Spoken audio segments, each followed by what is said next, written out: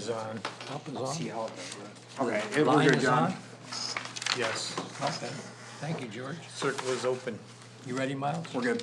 Good, okay, I'm gonna call the planning commission meeting to order. It's, about 6 o'clock, and it's Tuesday, December the 9th. Move to approve the agenda as submitted. I'll second. Those in favor say aye. Aye. Anyone opposed? Anyone have a conflict of interest? Anyone that want to speak to general public comment? There'll be a time for specific items in the old business category to be commented on. But if you've got a general public comment, anyone? What if I have conflicts of interest? What's your conflict of interest? We skipped over that agenda item. I don't have one, I'm just saying what if. Oh, when we discussed it, I assume, Okay. to see if we really felt it was a conflict or not. I think he did ask. Did he? I did ask. Oh, I'm sorry. Yeah, and I didn't hear anybody, so. Maybe I just ignored you, I'm sorry. The minutes of November the 11th. I move their approval as submitted. Before you vote. I Okay. didn't ask for a vote Yeah, yet. second, then There's discuss not a it. second, I didn't hear a second. Apparently it's my first day on the planning commission. Oh, is it? Sorry. Oh, you seconded it? Yes. Oh, thank you. Those in favor say aye. Discussion. Jason had a We comment. need discussion. Oh, you had a discussion, I'm Yeah, sorry. so just, the note about data centers at the very end. Okay. The wording is just weird, as if I had some sort of personal desire for restrictive ordinances against data centers. Okay, I'm looking. Oh, in the packet? Number 13. Oh, and Oh, under there you talk comments. about- Okay, It's just, Okay. and his desire to have some ordinance put in place. So Okay. it's really my desire as opposed to, I think it might be something good for our community. Oh, yeah. would you just prefer the word like recommendation to review regulation or something? Yeah, recommendation. Okay, so like just in general, just soften it. Yeah, We can or do you that. can strengthen it and say, he's got a lusty desire for. We'll try to use that, the use of that word. But yeah, I get what the sense of what you're saying. Yeah, we can make that edit. Thank you. Okay, is there any other comments about the mission? Do they wanna amend their motion to approve with Okay, edit? that's fine, yeah. Mhm. It's fine. Everybody okay with that? Those in favor of accepting the minutes, say aye. Aye. Anyone opposed? Miles, do you have any communications for us? None this week. Okay, Thank you. we'll move on to the old business, and the first item is the Maxium Flexible Storage Public Hearing. So, Miles, do you want to give us an intro? Yeah, I'll just, quickly do an intro before you guys kick off the public meeting. So I'll just kind of explain the staff recommendations and the timeline of how things played out and kind of why staff is where we're at on our recommendation side. It's nothing to do with this development in particular. I'd like to say largely, all the agencies seem in support of this development, generally speaking. I don't think there's any major concerns with the development itself. We didn't get a super thorough review from the health department. I will say they just said like this is under review at the health department. That didn't really give us a good sense of like a thumbs up or thumbs down, obviously with the septic and wells. You know, that the health department has a big, stake in this approval of this development, but you know, kind of on the health department side for for the planning department, no news is always good news from where we're coming from. Usually if the health department does have some bad news, they'll tell us that. With that being said, we usually get in the full set of plans, and we'll kick out, agency review requests to, you know, depending on the development, anywhere from 10 to 20 agencies. In this development's case, I think it was closer to 10. We usually give the agencies 2 to 3 weeks to get back to us. Most of the agencies got back to us by Tuesday the 2nd last week, and then there were a couple concerns, but it sounds like, the developer's engineer, which I believe is AJ. I don't know if I met you before formally, but AJ with Kebs got back extremely fast with some of those concerns, had a lot of those addressed at least in a comment form by Wednesday, and satisfied some of the concerns that were coming from the Drain Commission and the township engineer. But then we have to have our packet built and, put out to you guys by like basically 10 o'clock in the morning on Thursday. So even though there was some addressing of those concerns via the email chain that we're all in, we just didn't get those formal reviews back from the Drain Commission and the township engineer that we were looking for, speaking to those concerns. Now, I just wanna reiterate that that doesn't mean that the concerns can't or haven't been even addressed at this point, but that's why our recommendation, your packet looks the way it does.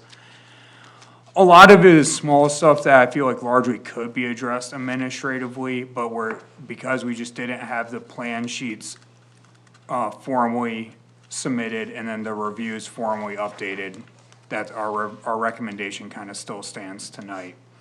For example, I think there was a small, and again, I'm not a civil engineer, so I'm definitely out of my scope trying to even talk about some of this stuff, but I think there was a pipe on the plans under building 5 that's marked as abandoned. It's in the opinion of our township engineer that the site would function better if that pipe was removed.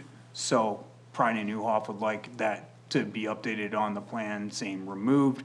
Again, there's probably something where you're able to talk to Pride and Newhoff, figure out what they want, and then figure some kind of workaround. That can happen administratively if the planning commission chooses, or the planning commission can have us go back after this, figure it out anyways, and then come back to the meeting in January. It's totally up to the planning commission. So, other than that though, if you guys are familiar historically with this site, drainage has always been tight. A large amount of the drainage in the site all wants to run, north to the retention pond on East Lansing Storage's, property. I would say initially when East Lansing Storage was established, there were some drainage issues with it. Demaxium has worked hard over the last couple of years to cure those. I feel like largely in the last 2+ years at this point, we haven't seen a ton of complaints, if any, about the storage, the function of it, the drainage. It seems like it's performing well. With that being said, we had a pretty dry summer, but again, we had some heavy rain events and we didn't hear anything. We already talked about the health department. That was another thing, I think Brian Newhoff said the wells weren't shown on the plans. I don't know if we received an updated plans with the wells yet. But again, small stuff like that, some stuff that we're not super concerned about getting addressed, but just led to it tonight. We let the developer know that if you look in our zoning review, we went through all the zoning stuff and put met, not met. We let them know that we were missing the lot coverage calculation. I did get an updated plan with the lot coverage calculation, so appreciate that. And then, we asked them to bring the material sampling board, which I can see some material, so the developer can go through that if the planning commission has any questions on what the materials being used in this development might look like. So Chair, that's kind of where we're at on the planning staff side of this. Okay, I'll entertain a motion to open the public meeting. Move to open to public meeting. For a second. Support. Thank you. Those in favor say aye. Aye. Anyone opposed? Public meeting is open. Anyone want to make any comments to the planning commission about this project?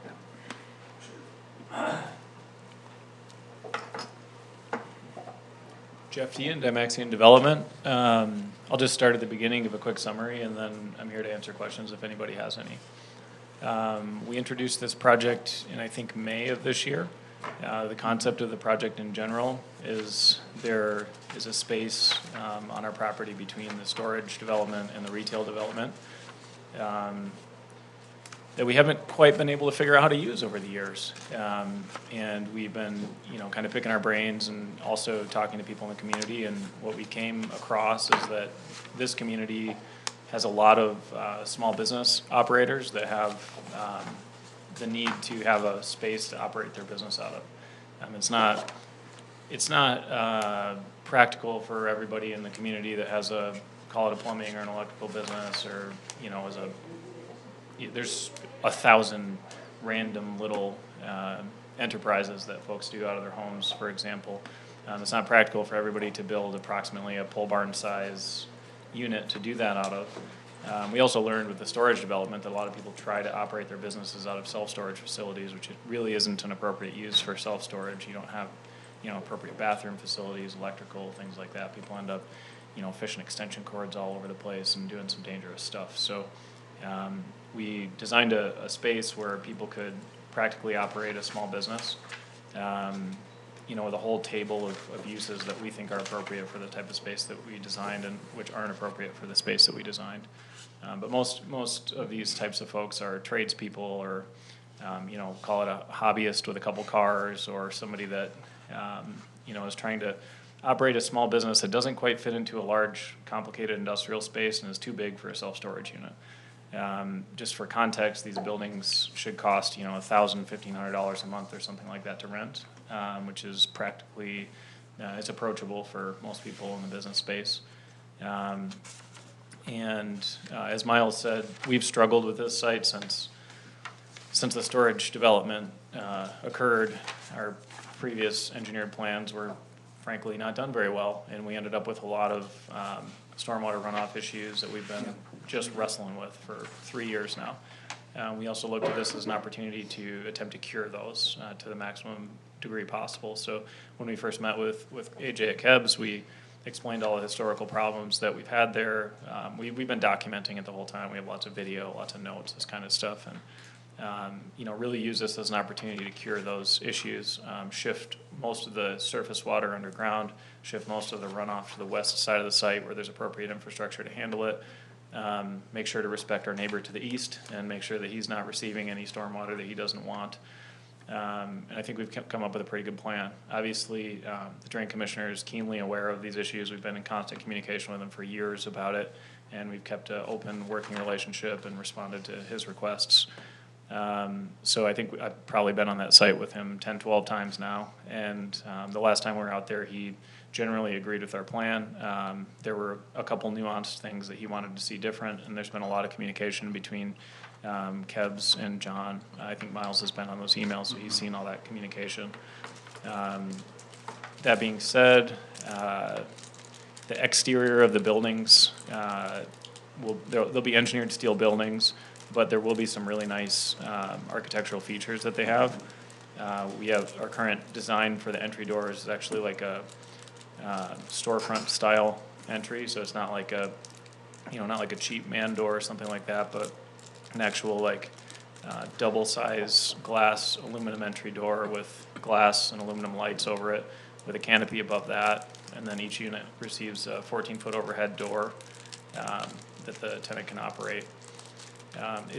Our design is actually improved since we submitted this, so we need to we'll provide an updated elevation, but the general form of the building is identical, just the door opening is much nicer looking than that door opening. Okay. So actually just an upgrade in materials, kind of a aesthetic upgrade in design and function.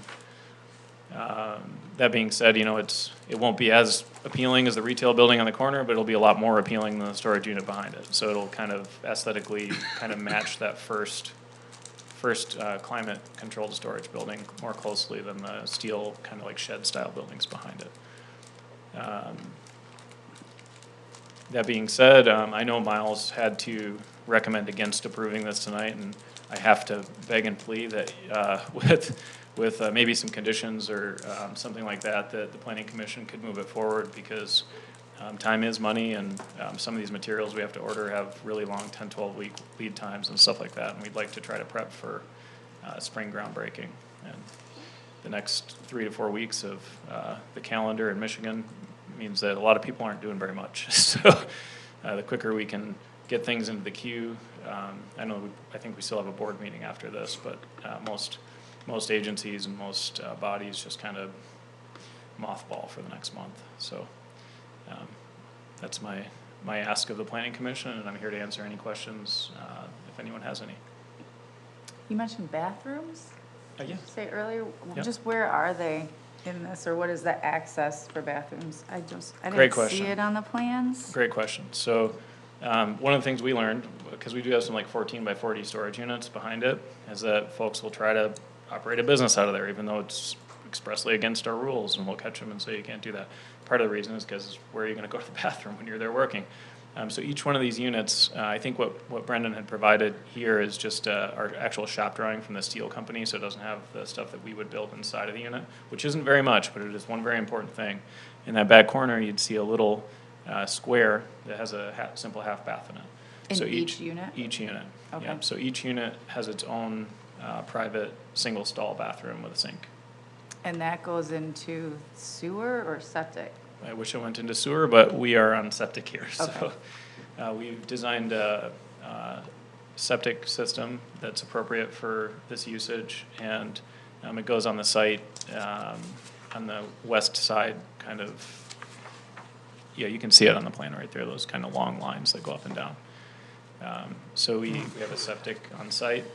We've taken a lot into account in designing our own on-site treatment facility. One key thing is we aren't putting floor drains in the unit.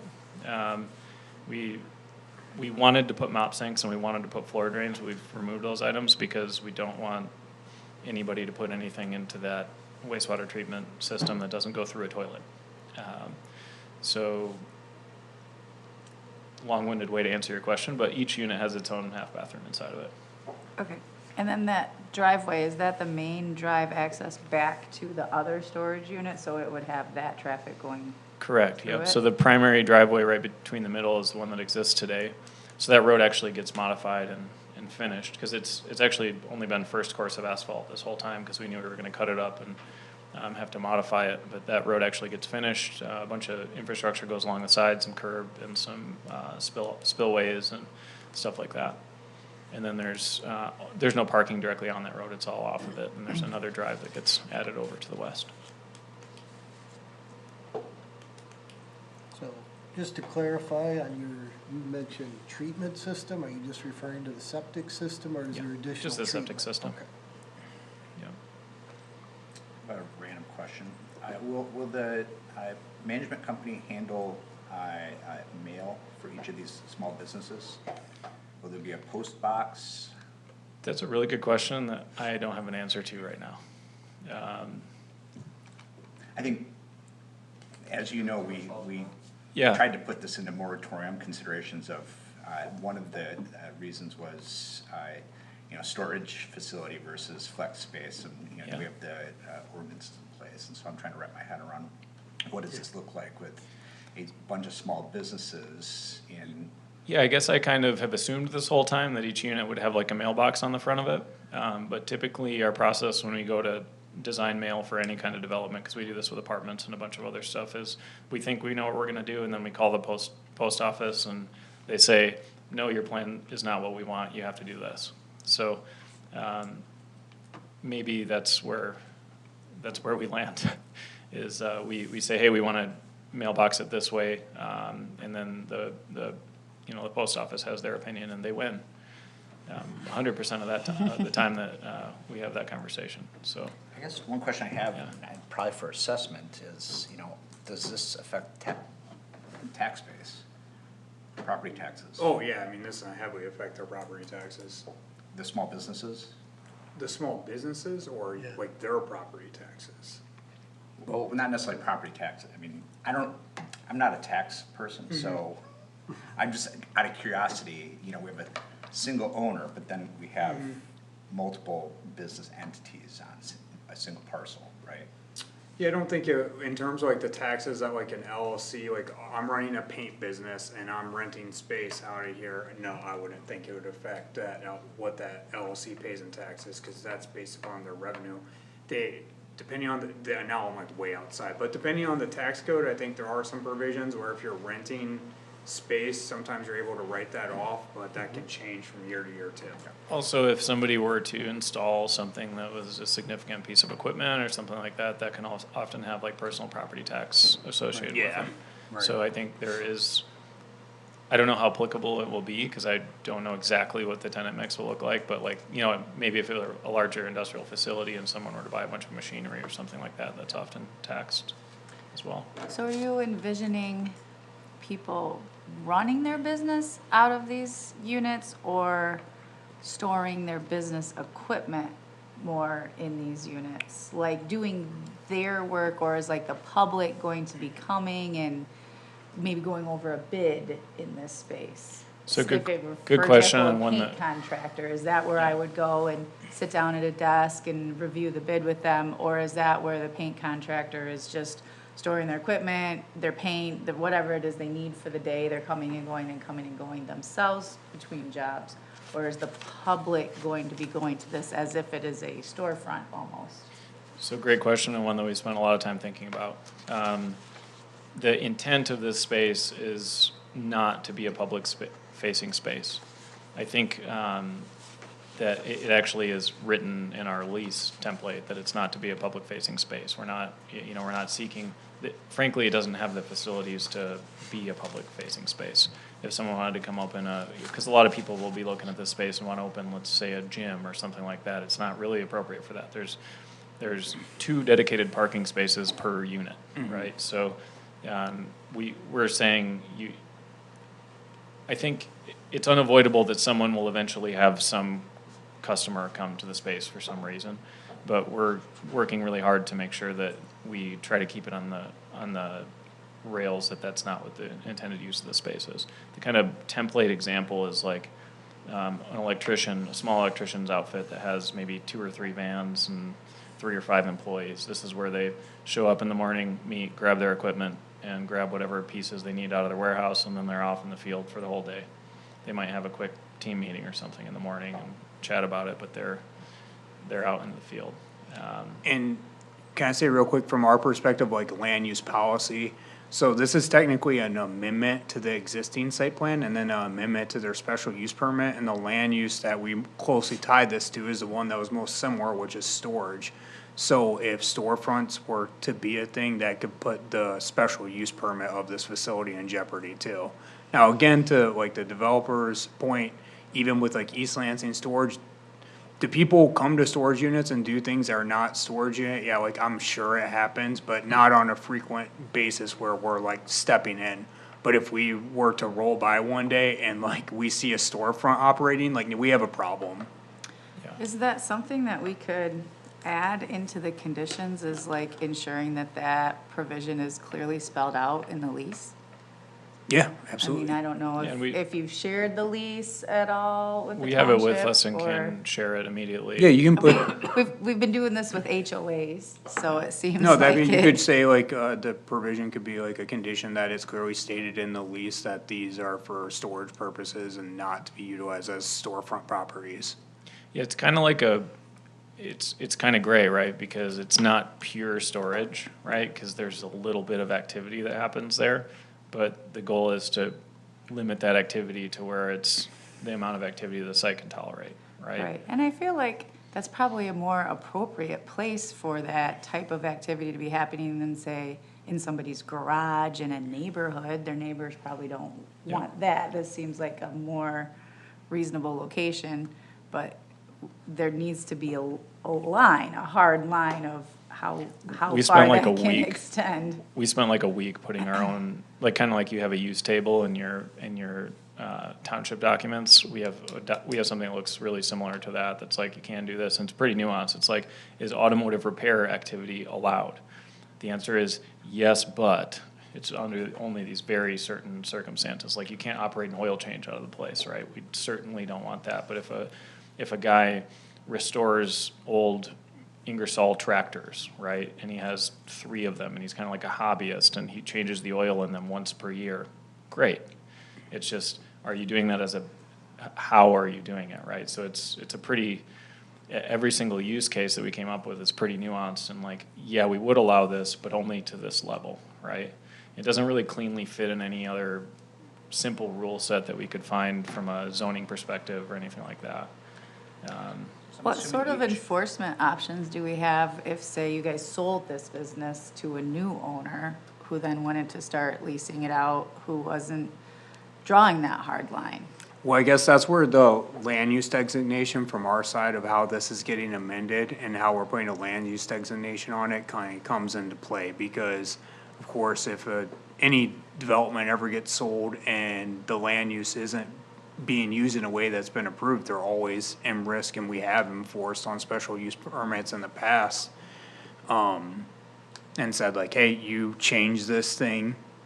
There was a special use permit issued in 2002, and now this is different. You either need to cease what you're doing, or you need to come back and get a new special use. And there have been cases in my time here where they came back and got a new special use permit.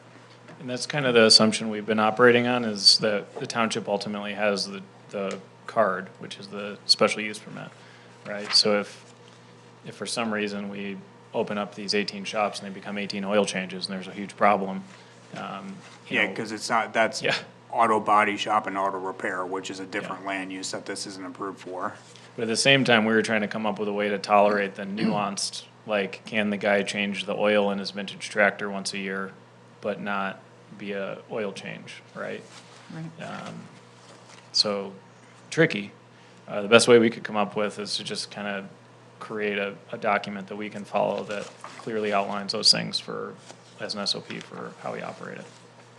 Using that as an example, so I changed the oil on my tractor and I spilled oil. There needs to be some kind of regulations on how they clean that up, because they cannot flush it out. Correct. Yep. So there's gotta be something that says you've gotta use, Cabinet or Yeah, it's something we struggle with in our industrial buildings all the time, because the natural tendency of many is just to sweep it under the rug, or push it out in the yard, or put it down the floor drain, or whatever, you know. So, you know, we're gonna do a hard polished, concrete floor in there that isn't super porous, so that exists on this, like, our belief is you just have to make it practically, manageable, right? So, on a floor that doesn't absorb the oil too much, what would the average person do that was lazy? That's kind of like our guiding philosophy, and it's easier to soak it up and deal with it that way than it is to, you know, either let it soak into the floor or push it outside, or What- put it down a drain. I think getting rid of the floor drains is extremely helpful to you guys. I mean, it's ultimately your choice at the end of the day, because like, let's say they keep the floor drains and then somebody like flushes a bunch of oil. Well, it's just gonna be the health department enforcing at that point, cause their septic field's gonna fail in pretty short order. And then the health department's gonna be out there shutting this place down. Yep. So I think that like mitigates a lot. That was kind of our main concern, so that, in terms of use. So I think that concern is mitigated quite a bit by just removing floor drains. Yeah, the spectrum of people that will operate, it's impossible for us to predict exactly what every single business is gonna be, because it's, you know, I know a guy that owns a similar facility, and he has somebody that roasts pumpkin seeds. It's been there for 10 years. It's like, when we start to tabulate all these use cases, there's thousands. So it's like, we just have to think about each one and think about if we're gonna allow pumpkin seed roasting, which is cool, right? But how can we allow that without damaging the site, the building, or you know, preventing others from using it? That brings up, will there be sprinklers in this? No. These are, each building is below the threshold of what's required, and each building has a firewall. Each unit has a firewall between it and the next unit. So my friend rents out a facility like this in Delta Township, and he roasts coffee in it.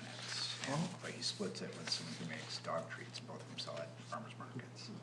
Yeah. And so, I mean, one thing for you to anticipate is, you know, people doing that, creating All- fumes and smells. Our and community's stuff like full of these people with these little Yeah. businesses that you'd never know about, but each one of those cases you have to think about it on a case-by-case basis, like, how does this all work? Because they're all so unique, right?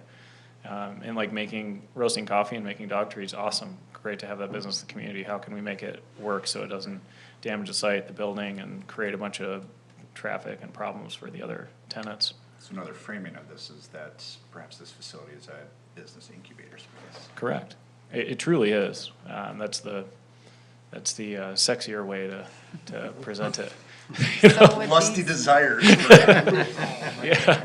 with these pass, like, if someone wanted to set up a commercial kitchen in there, it doesn't sound like there's water or Yeah, drainage it other is than the possible. bathroom. It is possible. It depends on the scale of what they wanted to do. And we, in our use table, anticipated that use, right? So I think we did a bunch of research just on kitchen stuff. And we got to the point where we were like, okay, if it needs a makeup air system with so much volume, then we're not gonna allow it. But if it's like small scale, then we would allow it, right? And like looked at each, we built some commercial kitchens and we're building one right now, and we kind of understand generally how that stuff works. And really it's mainly keeping it in a scale that makes sense, like where you could, like coffee roasting is feasible, right? He's Um, USDA. But not catering? I think catering is feasible Okay, too. So the tenant Yeah. would have to add the extra Yeah. plumbing and You'll see whatever? in like, this space is commonly referred to as like small bay industrial or contractor garages or flex space. There's no uniform name for it. It's happening all around the country right now, but it's like emerging. It's not, it has been around forever, but nobody's really like systemized it yet. But you'll see all those uses in there, and the typical, process is, we're providing like a box, right? But a potential tenant would come to us, let's say a coffee roaster guy would come to us and say, hey, I wanna roast coffee, and we'd be like, okay, well, that's possible, but you need to do all this stuff in order for that to be safe and pass regulations, et cetera, et cetera. So the next question is, how's it engineered, who's designing it, how's it paid for, is it all done, to code, and are all the appropriate regulatory bodies gonna allow it to happen, right? And I think certainly some of those uses might end up back in front of this body, or at least conversations with Miles. Yeah, you'd have to, Yeah. for some of these uses, you definitely have to amend your use and come back and ask. And our position would be, for one tenant, we're not gonna put our special use permit in jeopardy. So if there was somebody that we thought was outside, trying to color outside the lines that we've created, we'd probably be, You'd have to come back. I Come mean, it's back. not a big deal, you just have to go through that process. yeah, Are these spaces heated? yes, Okay. yeah. So they're heated and have a bathroom, and we also have to try to make sure people don't live in them, which is the other fun Right. part. Happens with any building you create, but, we learned that the hard way at the storage unit, so it was real fun. That was gonna be, Yeah. depending on like how tonight played out, obviously we tried to prepare ourselves for whatever you guys wanna do, cause there's kinda like two possible paths that tonight could take, it sounds like. We got a whole list of conditions here that are more boilerplate, but we thought that it would probably be worth saying somewhere in writing that these are not suitable for human habitation. Please do, it makes my job easier. But yeah, we have kicked a few people out that have moved into storage units. And immediately, we're able to kick them out with the help of your fine, police department. But yeah, if you create a space that's warm and there's a roof over it, people are gonna try to do those things, no matter how hard you try to prevent it. It's just reality. Some of the businesses that might wanna go in here, if they have very many employees, it's gonna mess up your parking requirements. Yeah, so there's a couple ways to deal with that. There's 2 dedicated parking spots per unit that are assigned, right? And then there's the retail lot in front of it, and this parcel is one parcel with that, right?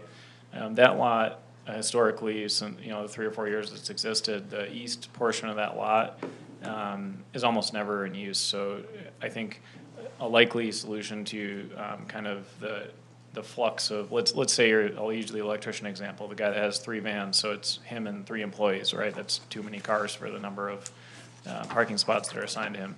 He either has to make well, there's 2 ways to deal with this. He either has to make a deal with, a neighbor to use a parking spot, which I'm sure will happen. We probably will allow some overflow parking in a structured way in the lot in front. And then also the storage unit has parking that you can rent. So I'd anticipate, some of these tenants would actually rent like a 12 by 50 parking area at the storage facility. And let's say they have a trailer for their business, or they have too many employees to park in front of their space. It's a relatively inexpensive way, and it's kind of modular and built into the site, where they could, have pretty much on-site overflow parking for stuff like that, more appropriate place to put extra cars or something like that. So the site has I guess my point is, the site has a little bit of flexibility for those things.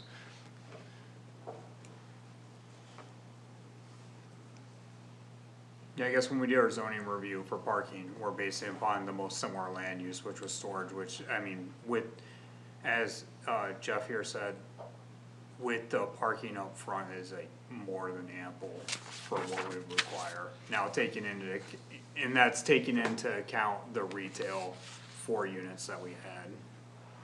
Yeah, that whole, if you look to the west of the primary drive, I drive by this site 4 or 5 times a day and have for the last 5 years. you'll almost never see more than 2 or 3 cars in that western portion of the parking lot. You'll see a lot in the eastern portion, You're but talking about this portion? yeah, Yeah. there's always a few cars in it, but it's never more than 2 or 3. What's your daily in and out traffic for the storage area currently? Any I don't idea? have an exact count, but, you know, anecdotally, 20 cars probably. It doesn't get that much traffic. People do love to drive 50 miles an hour down that road for some reason, but it's not that much traffic. In order to combat that, we are gonna put, we put a temporary speed bump in, but when we finish the road, we're gonna put permanent asphalt speed bumps in there, cause people love to drive too fast down it.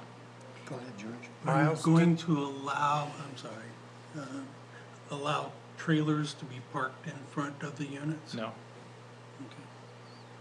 Okay. No, I think our lease actually says no overnight parking, right? Yeah. So we don't allow any, in our lease it says no overnight parking at all. So, you're not allowed to leave anything outside under the current lease. Outside of the unit, but inside the Correct. unit, a car could stay. You can Okay. put 5 trailers inside of your unit, we just don't want the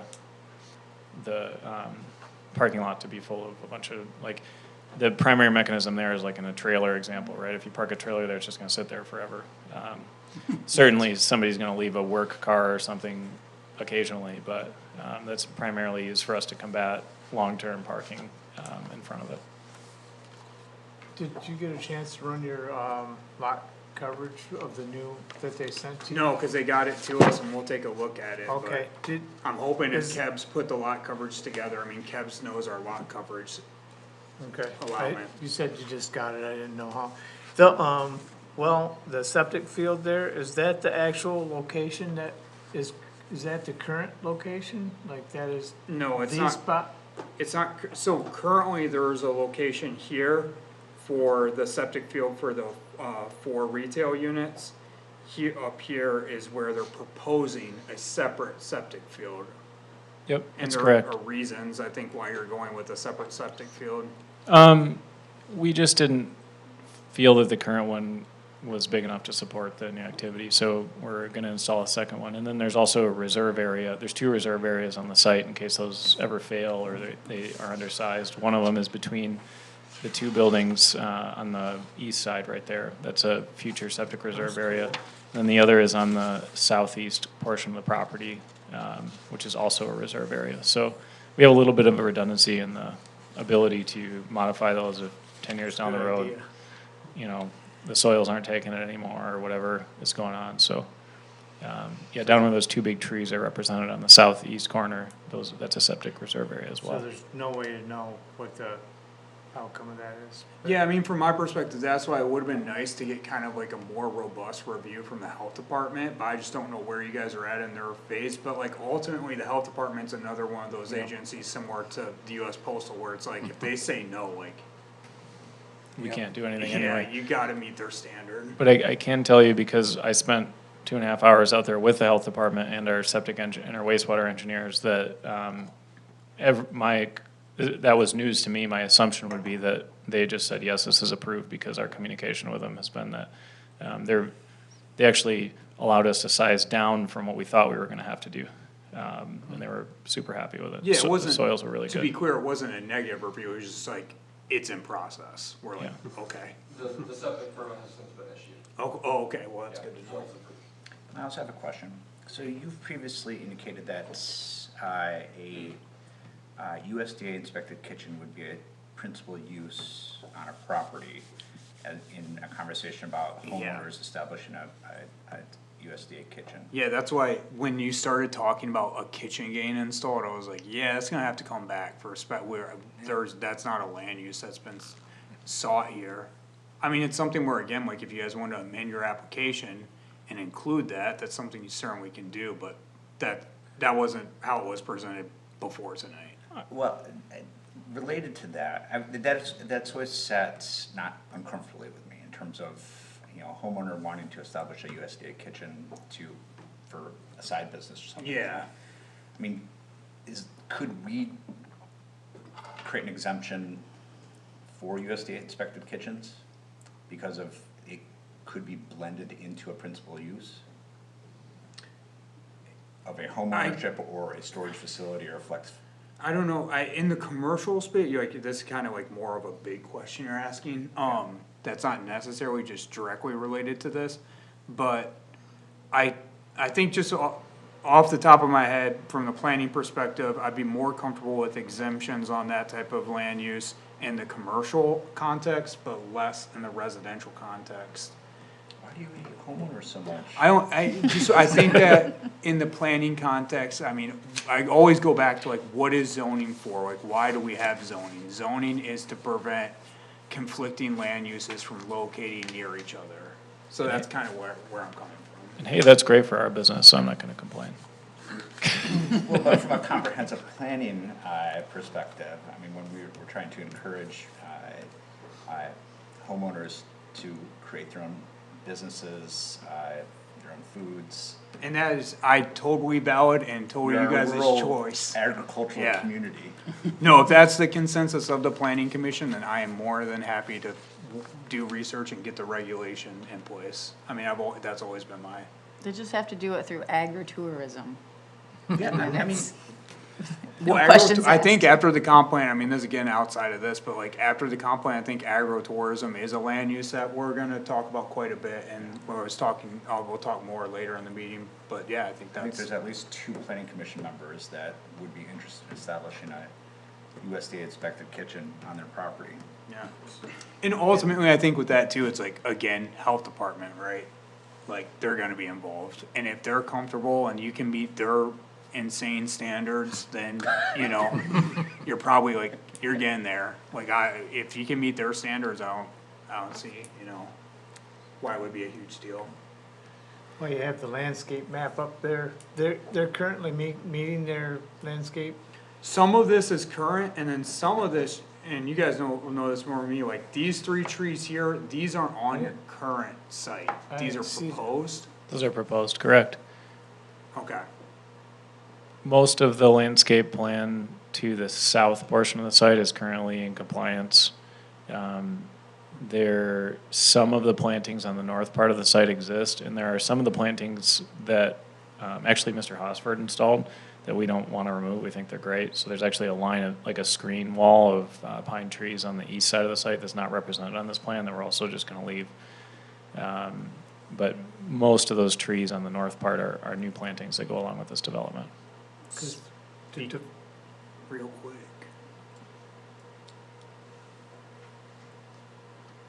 Are you gonna say something, Miles? Sorry. Yeah, we actually put in writing that those trees get left. The ones you just mentioned. Yeah, we like them, we wanna keep them anyway, so. The, facility north of this proposal, Yeah, the East That- Lansing storage. East Lansing Storage, when that came before us, that was represented, I assumed that there would be more screenage between the highway and the facility. And now when I go by, there's like, none of that stuff that was along there is now no longer along there. Cause there used to be a little more cover between the facility and the road there. So I don't know if we can get some, I know that it's advertisement, so I don't wanna disable somebody from actually seeing what the facility is, because if I owned it or anybody else would, you'd want it to be known that, hey, this is a storage facility. But also I'd like to see it screened somehow, some more, than it is right now. Yeah, I'd have to look at it. I think we're in compliance with the landscape plan that we put in front of the commission when we did it. Originally, yes, and I just assumed when we talked originally that that was gonna be thicker than it is, and it's I know not. on the north part of the site, I'm talking about the west part of the site, along the ramp. yeah, that's all MDOT property, Right. yeah. But So I know thought there there's- was gonna be some, when we originally discussed this, I thought there was gonna be more screenage, natural screenage that was there, that was gonna be left there on the west side of that site, and it's not there. And it could be just my assumption from our conversations, and it's not in the plan, so it wasn't required of you, so you've met your requirements, I'm not complaining about that. I'm just saying, if we could get even some smaller trees now that would grow, I'm not trying to run up your finances either. No, I But if mean- we could get a little more I think just coverage along that west side, that would as be a side, nice. it's no big deal for us to plant some pines, you know, that are immature, kind of on the, there's a, West side? there's a swale that runs the west Yes. exact border. Yes. I think we could put some small pines in there, not in the base of the swale, but kind of right up on the side of the swale that, you know, over time could screen that better. That would, I would really like to see that. To be clear, if, you know, obviously the planning commission can talk about Yeah. anything they want, the developer can talk about anything they want, and we're in an open forum right now, but you wouldn't be able to require the approval of this parcel based upon conditions on that parcel, just so you know. Okay, And for what it's worth, this development actually does unlock a bunch of improvements on that parcel that we do intend to execute. A lot of the stormwater infrastructure on that parcel, there's some erosion issues and stuff like that that have come up. And, we're kind of using this as one big project to solve all those, and the drain commissioner is aware of them. We've walked the whole site, and the drain commissioner is kind of viewing it as like one big thing, cause we couldn't really fully solve some of those problems to the north until we figured out what we were doing with this parcel.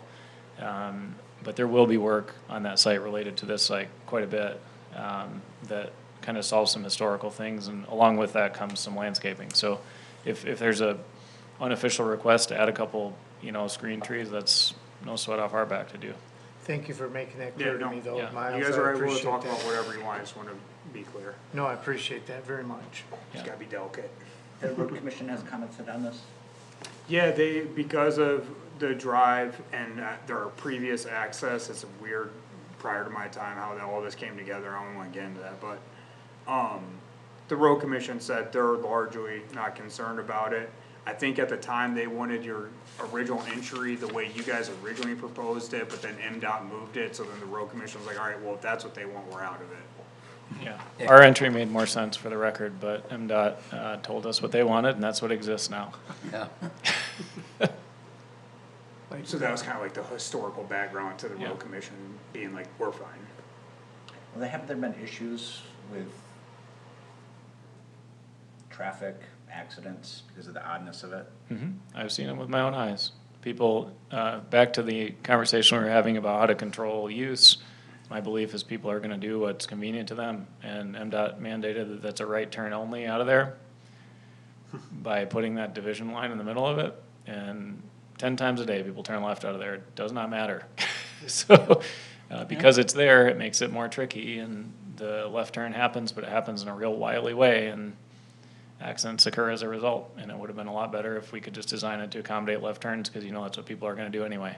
I agree. But we, I'm not suggesting that we do this, but I mean, what if we mandated a different It wouldn't ingress matter. egress? It wouldn't matter.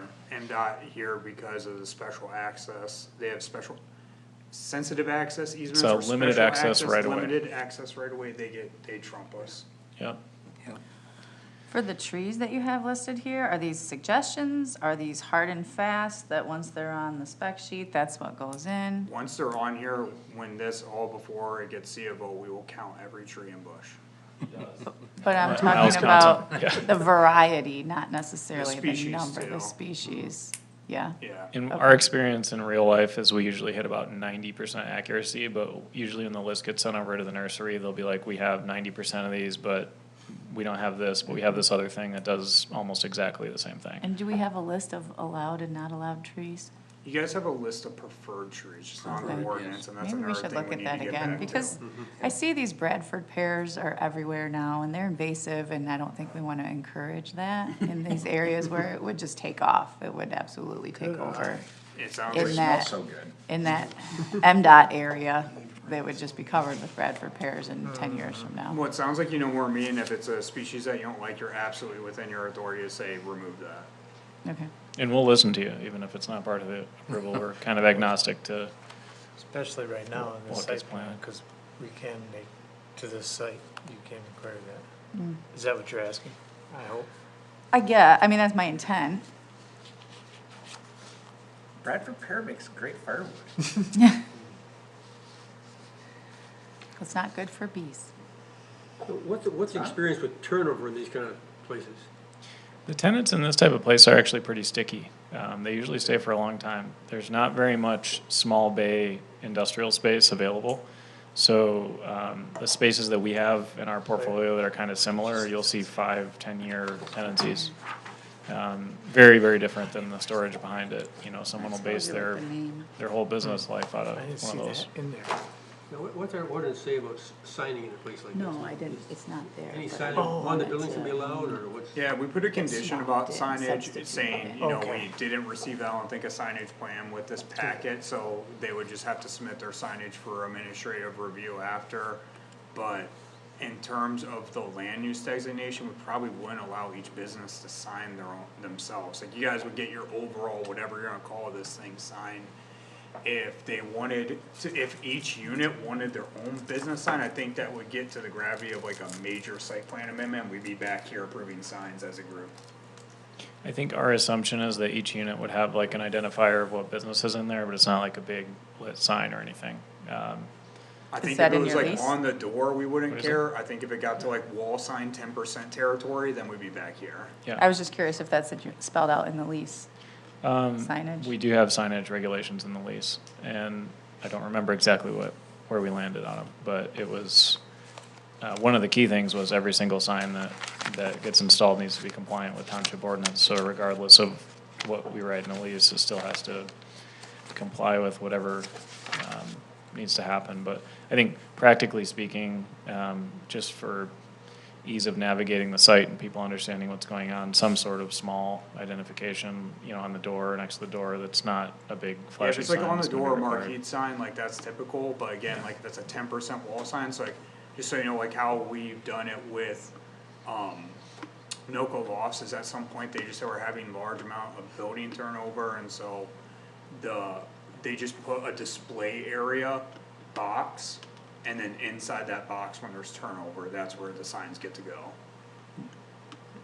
Our other kind of assumption with this is that because it's a gray use and because we're gonna learn a lot as we tenant it in the first round, it's our operating assumption we're gonna be back in front of Miles or the planning commission asking to modify something, because we recognize we can't see every single thing coming. But I think we have some faith in you guys to be practical about whatever that is.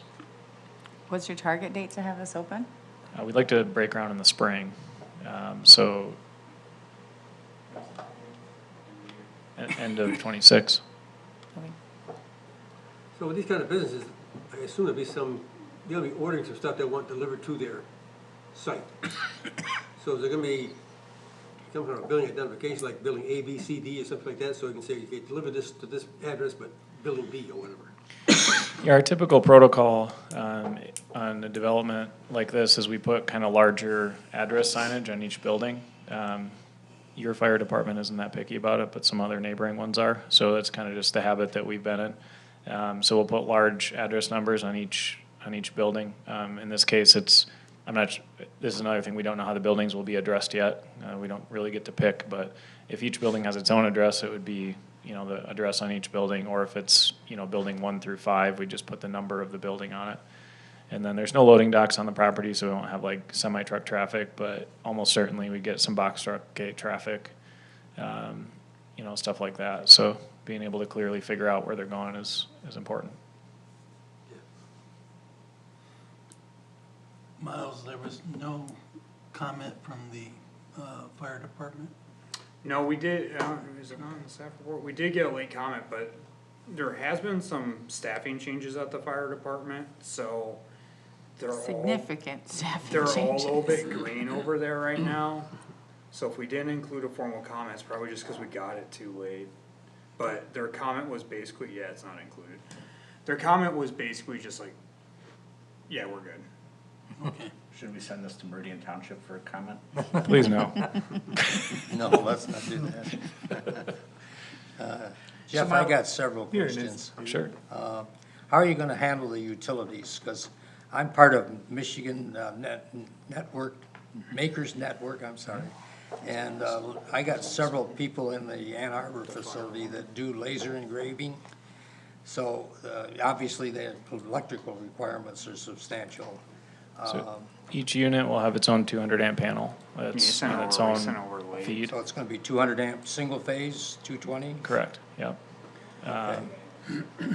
Yeah, so you could run some decent equipment off of that. Yeah, And each unit will have its own separate gas service too, not that that's relevant for that, but, each unit has its own gas and electrical feed, so, dedicated, no sharing of electrical infrastructure at all. okay. Is there gonna be a designated area for loading and unloading? Because I'm sure you're gonna get some semi-deliveries. Yeah, our hope would be we don't get too many semi-deliveries, cause the site's just not really appropriate for it. But we have taken semi-deliveries on the site, and it works, it's not great, but they usually just pull into that primary road and park on the side of it and unload whatever they're gonna do and then back out. But really, we're not hoping that too many of those Yeah, well, occur. it's definitely not advisable to back a semi out onto M78. I've seen it, and it's, Really? not cool. Oh, yeah, yeah. They back out going to the right or to the left? Yeah. They usually back out the same way they came in, and, they'll have a spotter spot them or something, but it's not advisable. Just to be specific about what the fire department said, so it did come in late after we got together, but it just said, generally speaking, the fire department finds the site acceptable. We'd be interested in being part of the building plan review process prior to C of O. So on the list of conditions that we had tonight, I'll turn this back on, we put, a Knox box shall be installed and certified by the, fire marshal prior to the issuance of C of O, and then they'll get their safety inspection that happens with the head building inspector. So before C of O is issued, fire, police, and building all go through together and have to do a safety inspection. If they can't meet the safety inspection, they can't open. So is that a knock box for each unit? Wherever, if there's keys needed for entry, then they're gonna have to be provided a key. I think it probably, the fire department gets to obviously determine how they think the best way to do it is, but I would imagine It's probably, one master we have a key. similar building in Windsor Township, kind of, and what we did is we created one Knox box location in the front of the building that either has a master for everything in it, or the individual keys for the units in it. So, Yeah, so if it's one master, it'd probably be one box, that would be the simplest for them. If it's like each building has its own master, then it's gonna be one box per building.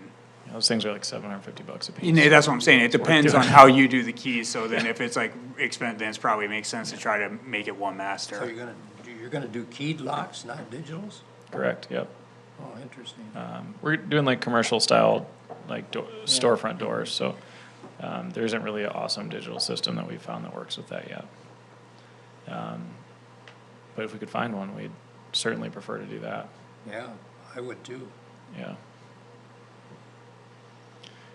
Yeah, a little bit old school there, but what works, works. So Miles, you've not made a recommendation as to action or not action. I am curious for what's left outstanding. I mean, what would we expect to see that would be actionable on our part in terms of changing the direction of where we go as of now? Yeah, well, there's some engineering stuff that's gotta be handled, so like I said, I think all the things that need to be handled can be handled administratively.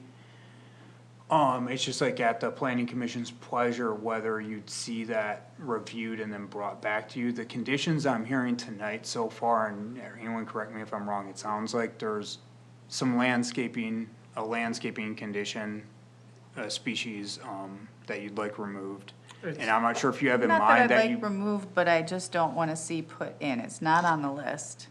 But I Okay. wouldn't want the nursery to say, oh, we only had Bradford pears, so we sent you a dozen of those. Okay, okay, I thought it was on the list, so I guess I'm a little confused, okay, so Just no maybe just, substitute. So I was just asking, when it's on the spec sheet, is that what happens? yeah, more often than not, yes. Okay, So, but we'll keep that in mind then, I don't know if that even rises to the level of needing a condition then.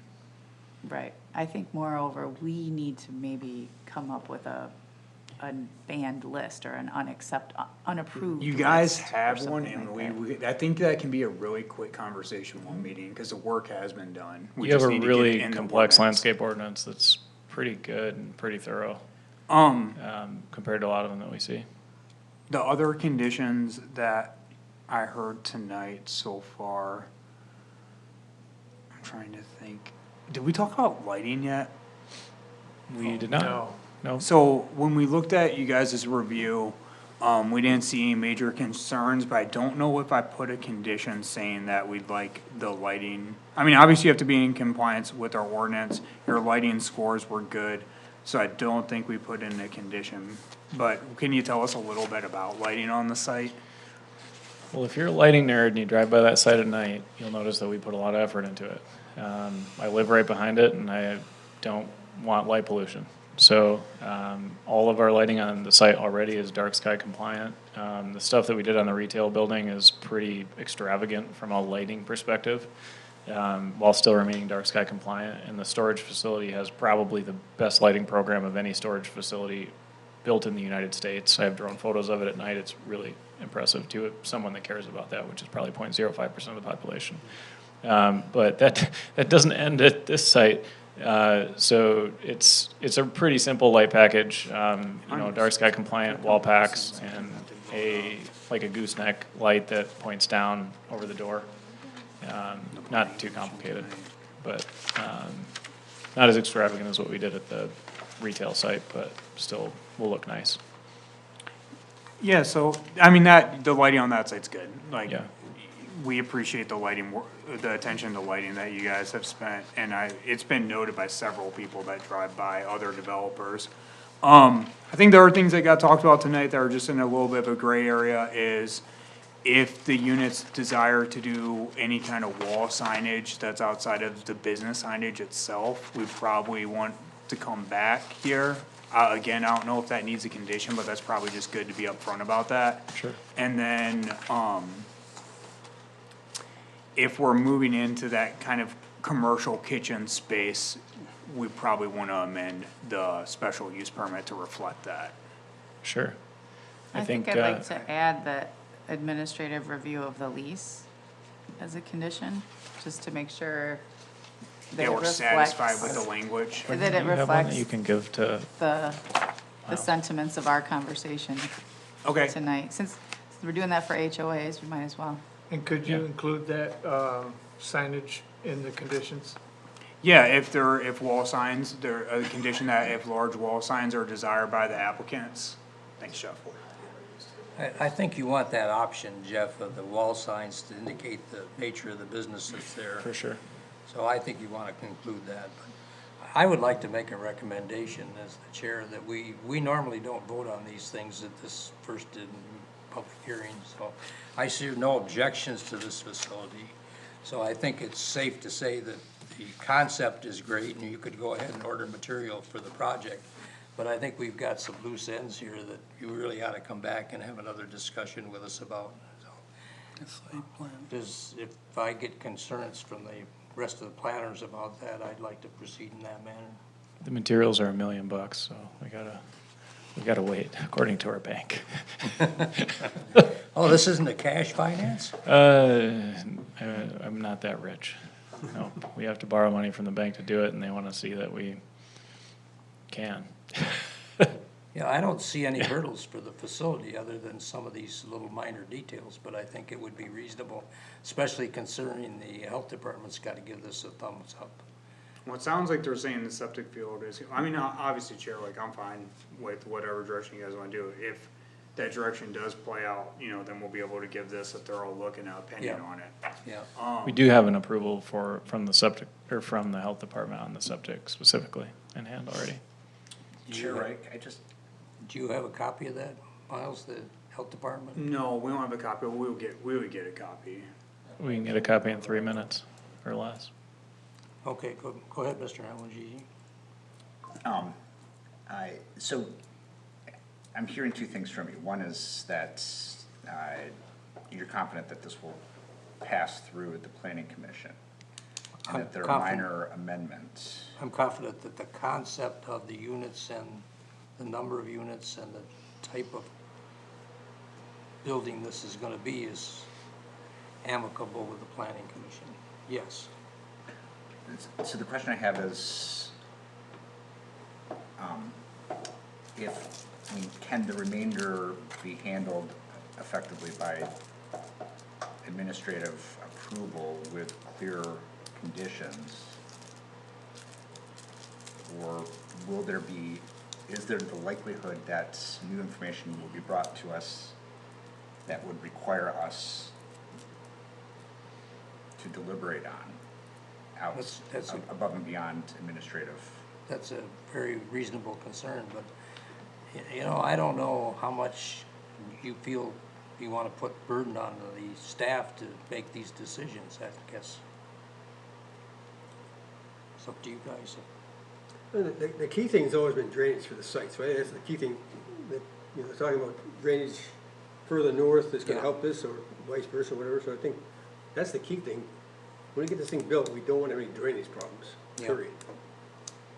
Well, I assume you're gonna correct a lot of those problems as part of the initial site. I actually love to invite development. AJ from Kebs up to talk about the stormwater.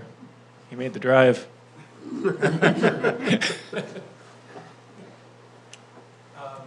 If you scroll over my plans, Here, let me zoom, because the landscaping just is at the right scale. yeah, there you go. Let me know what sheet. One more sheet, no, the next one after that.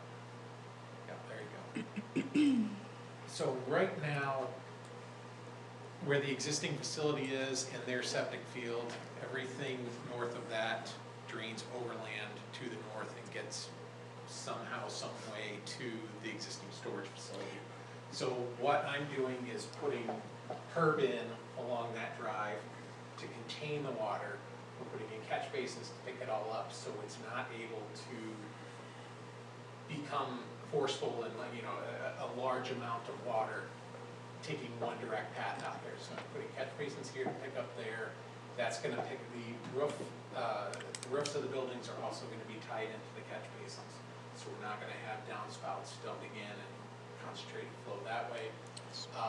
I'm putting in catch basins and spillways in this area. There's an existing depression there that ends up Yep. overflowing going that direction. I'm gonna put a basin in there to collect that, a lawn basin, so it's not going to go north anymore. It's gonna get into the storm system, and then we're putting in a depression here also with the lawn basin. That's gonna take this water and collect it, slow it down before it gets into the system that goes to the detention pile. This area here, again, we're putting in catch basins, lawn basins to pick up everything. The roof drains are gonna tie into the storm. So a majority of the water is not gonna be able to concentrate and scour. It's going to be collected, put into the, run through grass. I'm gonna say it's collected, but it's also gonna be run through grass as much as possible, so that any of the sediment and other chemicals can be filtered out through the grass. And I believe, in talking with the drain office, we're also looking at some of these swales we would put perforated tile in to also to create some pooling, allow the initial dirty stormwater to sit in there. Once it hits a certain level, it would overflow into the lawn basin, but the lower areas would absorb into the ground. And I believe this whole site is very full of sand, so that's gonna be very conducive to that in producing clean water by the time it gets into the storm sewer. What else are we doing? What's the construction of the catch basins? Is there any underlayment or anything, or is it just grass? Of the Catch basins. the storm catch The basins? storm, yeah. I mean, the concrete structures with curb castings. Yeah,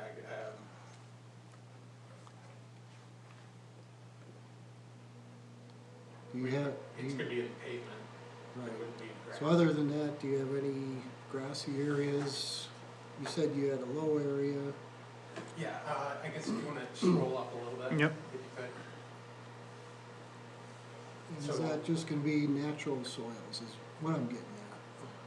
Yes, if we do end up putting in, like on this side, if we do end up putting in perforated tile, then, yeah, we would amend that with filter fabric and stone around the pipe, filter fabric, wrap that, and then sand on top to the surface with a sandy topsoil. Is that what you call a basin? The lawn basin is just a storm structure with a beehive casting. It's usually a smaller, like a 2-foot diameter structure that goes in a grass area rather than a catch basin that goes in the pavement to account. Okay.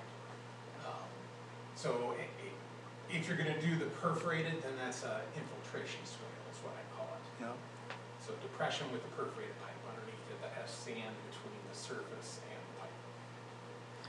And John Morrison with the drain offers, he really likes to see those. Yeah, he and I talked about that this afternoon. Yep. So there are opportunities to put those in. It wasn't finely detailed in this set of plans, but it can be in the next. And what we split the drains, we could put something there, we could put something here, we could put something back there, which is gonna take a lot more drainage area, and then this area in here, we can also do that. And I'm adding a lawn basin in here, so we can do the same thing in that area. Can you help me understand, so it sounds like several design elements are, like, they're just there. And then there are design elements that have if conditions. So if we put perforated tile in, if we do this. I'm just curious as to, it sounds like the system isn't fully designed yet.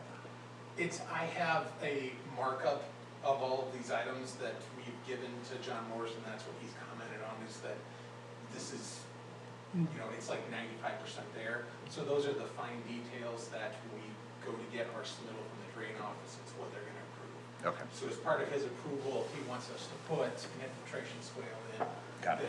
then we put that in. Okay. It's a design that we've done on many projects before with them, so it's just, that little extra item needs to be put in here and there, and we can have the plans. Okay.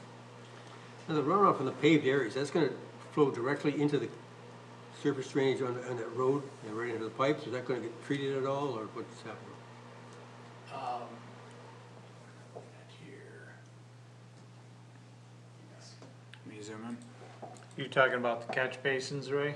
No, I'm talking about all the pavement in front of all units. Like all this Yeah, all that, goes All into the here. parking area, Yeah, that one would go into there. okay, so that's the not. gonna- drive, not the main drive, you're talking about actually in front of the buildings. Is that correct, Ray? Yeah, Yeah, that's hardscape, so. Yeah, that's all hard surface. I mean, what water is actually gonna get treated before it goes into the underground system? This here now, I've taken this catch basin out and replaced that with the spillway so that this water pools into this area to the lawn basin. Okay, So it would get filtered there. I did keep a catch basin there, but I added a lawn basin here.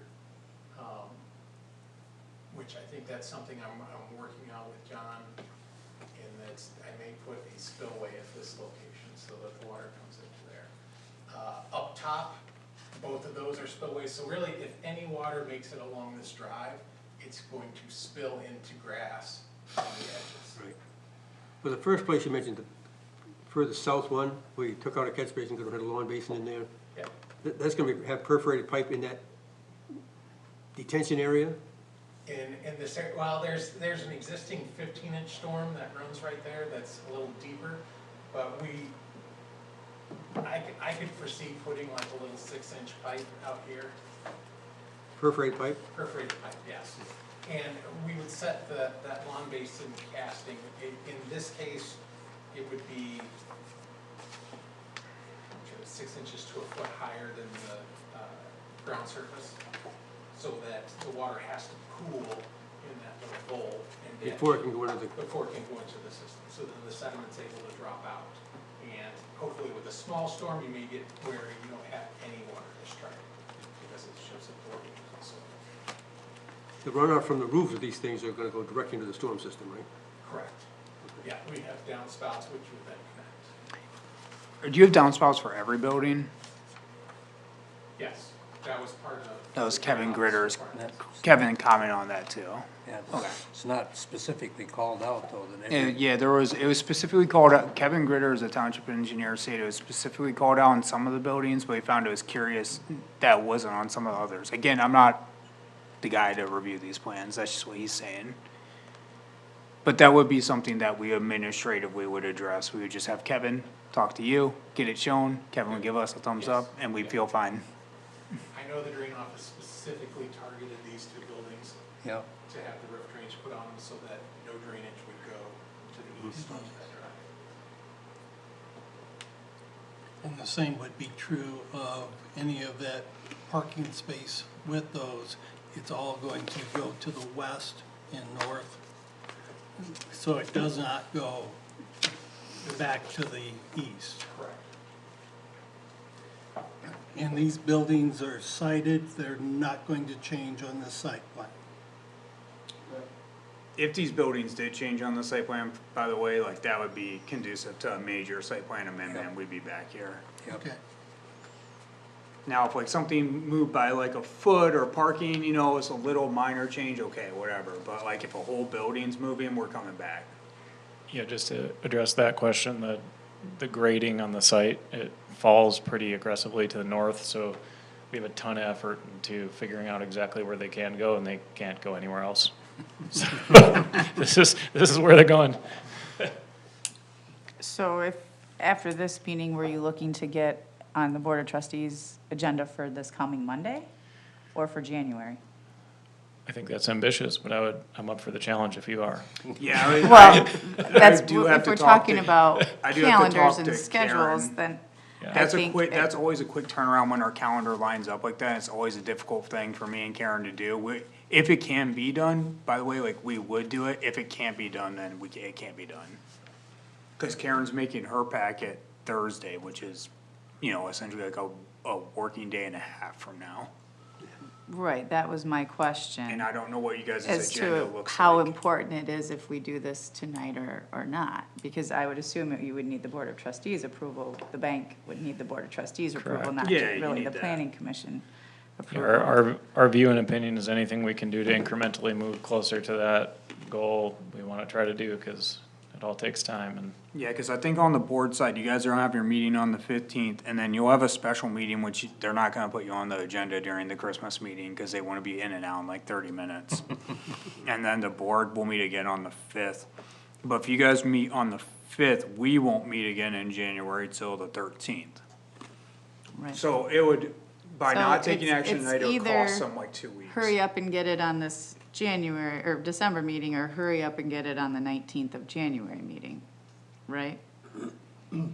Yes. Yeah, but the 19th, like if we expected a vote to come, then me and Karen could plan, so there is a little bit of that, like, I think ultimately it's gonna cost a couple weeks if it doesn't happen tonight. Right. So like a factor of 2 weeks, that's what you're saying. And whatever there'll be no changing it once we okay it tonight, besides the conditions. Well, the Board of Trustees could always add extra conditions. Oh, yeah. There is that other level of overview, Yeah, and some- oversight, I suppose. Yeah, and some of this probably will be worked out by then too. I think that if that happened and we were on the next Board of Trustees meeting, a lot of the questions that were asked tonight that are so close to having resolution would be solved, so you'd be looking at it By again. with- Monday? Yeah. Yeah, a lot of the timing just didn't add up with some of these, everybody's already starting to move slow, I feel, for the holiday, but some of these agency reviews and stuff like that are, and even some of the stuff that we already have in our possession that somehow we didn't communicate to Miles before this meeting, like the health department stuff. I think we could clean up a lot of that in the meantime. And we could also add that we won't put any pear trees in our plan. Bradford pear. Yeah, again, I'm trying to play it pretty down the middle here, I mean, on the planning department side, I guess we're kinda comfortable either way, cause ultimately, we'll get what we want, sorry, dude. We know, yeah. What's the spacing on from the building to the setback, is that 15 feet from the building on the east? like them buildings, Let me go back. east of the buildings, is that, I can't quite, Yeah, so we're in the development and that's considered a side yard. The minimum is 6, but they got 10. okay. Cause I could, it's so small on this little thing here.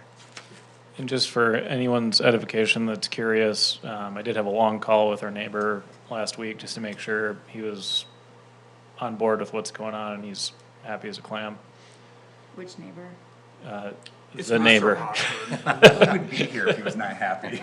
Yeah, you'd know if he wasn't happy. Yeah. Yeah. But he's happy, he's doing our concrete work, and he's excited to see this finally happen, cause it solves some of the complaints that he does have currently, so, this does make him happy. Yeah, just cause that building them two buildings just sit right there. They there's sit nothing- tight, Yeah. but we felt like they set even with their current, and that's why we put in the condition about the trees. It sounds like I'm happy to hear you guys are good on with the trees anyways.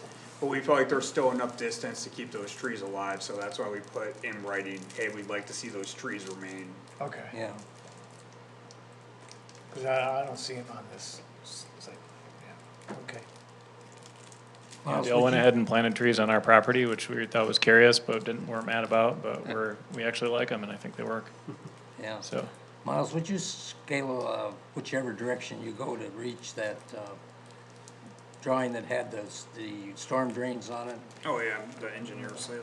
Yeah, there's an issue with that parking lot, Jeff, and I'm sure you're aware of it, where the water actually spills over the curb there when it's a heavy rain. Yep, we fixed it. Are you gonna fix that? We already did, This down here, yep. Oh, did you take care of yeah, that? we inspected that too, and I can confirm that we Yeah, haven't seen an issue the there. catch in the parking lot was undersized, so the water would pool there and it would spill over the side of the Spill over road curb and- under it. So we actually went in and, installed a larger one and redid all the concrete there and made it work and it Okay, works I nice. didn't notice that. And I last think they time I was also there. additionally reinforced the back too. Correct, yep. Oh, thank you. I didn't see that when I was there, so. It was super annoying, but we fixed it. So Miles, are the listed conditions sufficient? I mean, if we do action tonight, will that place a burden on your Yeah, office? just, no, I mean, it'll be the normal process, but we'll just add they're sufficient just with the, addition of the condition that, we review, we review the, lease agreement to make sure it matches the sentiment of how it was Yeah. presented tonight. That it matches the special use permit intent, including signage. Yeah, no, I'm comfortable with that. Oh, okay. I mean, just heads up to the developer, we'll probably, whenever I review this, I'll probably have Chris Patterson jump on a call with me and that'll get reflected to the, escrow. But Sure. that's just standard. Yeah. And I anticipate even with our use table, there's probably gonna be a little bit of overlap with what's allowed and what's not allowed, and we're gonna have to We'll do some back discuss and it. forth, whatever. Yeah, and ultimately we'll probably be back in front of you because someone will wanna roast peanuts or something, and we'll have to figure out if that's allowed or not, but that's okay. Which I also don't think like ultimately is a huge deal. I mean, I think that's per protocol and something that's kind of a flex space like this. Yeah, And nothing happens without the agency reviews, like the drain commission and that anyways. Yeah, well, and that's why we already have a review right now that the drain commission's standards shall be met and they're, as always, there's basically 2 tipping points for what we put on like hard stops for conditions met. The first tipping point is shall be met prior to the issuance of a building permit, and then shall be met prior to the issuance of C of O. The drain commission is a department or an agency that's prior to building permit. So the construction, at least on the physical, structure side, can't begin until the drain commission approves. However, earthwork, I guess, could start. Oh, yeah. Sure, you can do the earthen work. yeah, as long as we get our SCSC approved, we can do that. Yeah, drain commissioner can shut us down totally if we don't Oh, yeah. comply, so we know that. All right, so what's the pleasure? Oh, that's right, that was the one, another condition that we should add is the, not suitable for human habitation. Thank you. I think that's your intention, isn't it? Absolutely, and we're happy to have that condition, cause it just helps us enforce it. All right, is everybody satisfied with Jeff, and you want to close the public hearing? Move to close the public hearing? Is there a second? Those in favor say aye. Aye. Anyone opposed? Who supported that? Was that Ray? Oh, Mark, Mark? all right. What's the pleasure of the commission? Do you want to vote tonight?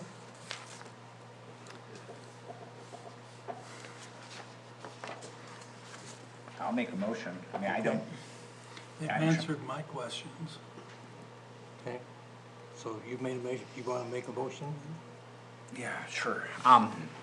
Move to approve the, special use permit for Dymaxion's flex space project, with the articulated conditions in the packet as well as additional conditions. Two additional, one on, administrative review of the lease agreements. Do I bundle that with the non-human? Human habitation. For recommended adjustments, including the non-human habitation elements. And then the second one, what was the second? No, those are the two, you bundle them. That Okay. works. Okay. Nothing about Bradford, Paris. Added to it. Well, I would suggest you include some wall signage so that people can identify the nature of the business, or at least the name.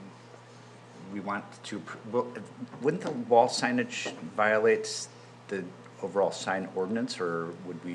As long as it's restricted in size, I don't think it would. Yeah, so wall signs are permitted 10% of the building surface. So they could have wall signs, but it wouldn't be, Right, he may or may not want to use it, but I think it should be available without having to come back again for a sign. I don't want to deal with that, do you? Are you talking about individual signs for each Individual building? signs. Or are you To talking about- identify the nature of the business that's in the space, yes. Is there a difference between wall signs and door signs? For Yes, us, there there is. A door sign, we wouldn't bring back to you. Individual wall signs, we probably would. Just cause it wasn't specified in the plans that way. So if you want to allow individual units to have 10% wall signs, you could say that. Not to exceed 10%? Not to exceed 10% of what? per unit. Of Does the it- wall space. The wall space per unit. Does an overhead door count as a door sign or a wall sign? Nope, the overhead it's a door door, sign. the overhead door would factor in for 10% of surface area. Right. But if it's on the door, it doesn't. We wouldn't Right. allow it. If it's on the occupancy An door, actual like yes. service door? All right, with another condition that we would need to see if there were wall signs in excess of 10%? Is that? Yes. The wording that would, Per unit, per unit? okay. Thank you, sorry. I mean, he may or may not want to use it, but I think it should be available without another hearing and all this hoopla we're going through tonight for a sign. Does that come to us? Because when Will I that go drive to the around looking for a ZBA? business, I like to know at least whether I'm in the right facility or not, don't you? That's not, Well, but. I mean, I see We these, don't want storefronts here, right? So. right, but I see these in Ann Arbor all the time, and all it's got is A, B, C, D, and there's you don't know what it is unless you have actually talked to the owner of the business and said, how do I find your business? And he says, well, I'm at 13972 Gulfside, and it's unit C. Oh, okay. Well, you don't know that unless you've already gotten that information. Well, do we want to approve larger wall signs of up to No, I 80%? don't think so. I think that a 10% wall sign is plenty adequate, but I think it should be an option. But why would somebody be driving through looking for a business that they didn't already know that they, this is not supposed to be open to the public. it's not a store. The only people going Not- there, I agree with you, but Here, can we, he's gotta finish his motion, and then somebody's gotta make a second, and then you guys can talk. yeah, right, we're getting Alright. off track here, Five-minute but motion. Period. And I think I got all three conditions. Yeah, we Or got it. Thank you. added conditions. thank you, thank you. Is there a second? I'll second it. Okay, thank you. We have a motion and a second. Now, Now discussion. now you Now can you talk can have about, some are discussion. you- is everyone satisfied, the condition for the signs particularly, because that seems like there's a lot of discussion, as I understand it, Yes, there the is. planning commission is, or at least the motion is saying 10% wall signs per unit is permitted. Yes. And directing the planning department, if we receive sign applications, to review them in that manner, which would change our understanding from just a sign for the overall storage, flex storage itself. Correct. So currently, without the amendment, the condition that was just added, the original, what would be allowed? How I would have Explain. reviewed it before, I don't think the signs, all it says for wall signs is 10% of wall sign, that's the limit. But I would have probably seen it as a deviation from the intent of the ordinance, because I would have expected one wall sign, don't know what this is gonna be called, Demaxium flex storage. And that would be 5% of the wall area for the entirety of the building side. Anything that deviated from that wall sign wise, I would have been like if I got 5 signs above units, I'd be like, this is looking different than I expected. I don't wanna take it back to the planning commission and get a feel-good moment, so I'm not making the wrong choice. Now, I feel comfortable making that choice. Thank you. Prior to this though, could have I had one of those units and put my little sign above my door, right? I would have denied it. Okay. But if it was on the door. we But if it's approved it. on the door, etched in, I The would've opening door, fine. not the opening overhead door. You're talking Not- about not the the main garage door door. of the main thing, but on my storage unit, if Yeah. I was number 5, I couldn't have on there John Deere repair Yeah. guy. John's paint, I wouldn't have cared, it's too small to be considered a major change. But And the- that's like one of those nuanced things where like sometimes it's not exactly spelled out in the ordinance, you just have to make a call, like what's acceptable, what's not, But now, I can put a sign up there that's 10% of that whole, according to that, yeah. the whole rental unit. Not the whole rental unit, just No, no, that that- unit itself, 10% of that unit's surface area for that. What's the one height of the building? 18 feet? 18 feet, okay. 25 feet wide, sorry, I did the math, that's 450 square feet of frontage on the building, depending on if you count the overhead doors frontage. Yeah. There. How many So square that'd feet? be a big sign. The base of the 10% 's unit is healthy. 450 square feet, if the overhead door and the man. Is it- yeah. Yeah. So in other words, the sign couldn't be bigger than 45 square feet. Right, It's big enough to get a sign. that's plenty big. Well, it is. quite If big. it's 25 feet, that means you could have a 2-foot-high sign across the entire width of that building. That structure, I mean. Yeah. Yes, you 10%'s usually larger than most people need. Yeah. So you Because want- there's not many places on the front of this thing you can put a sign that big anyway. Right, right. Because the overhead door takes up almost the whole thing, Yeah, it wouldn't be practical. so.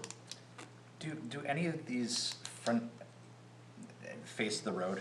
I mean, nobody's gonna see the signs unless they're within the development itself, Right, right? it'd have to be, we're looking for that specific Some of unit. them do, but And you can make they've it less also than got, it 10% looks like if some you large want. pine trees are planning on that side. Let me get back to it. Well, where can the sign go? The sign can only go on the same side where the door is, right? Yeah, it's gotta according to go- our sign, our commercial sign language, it can face a parking lot or a road. So, like, on this side of the building, we wouldn't permit a wall sign there. On this side of the building, we would permit a wall sign.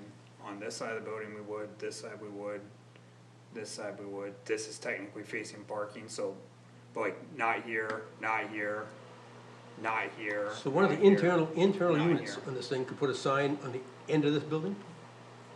Not here, not here, like, If it faces the road or driveway, road or Right, parking. right. parking lot. Yeah. Parking, yeah.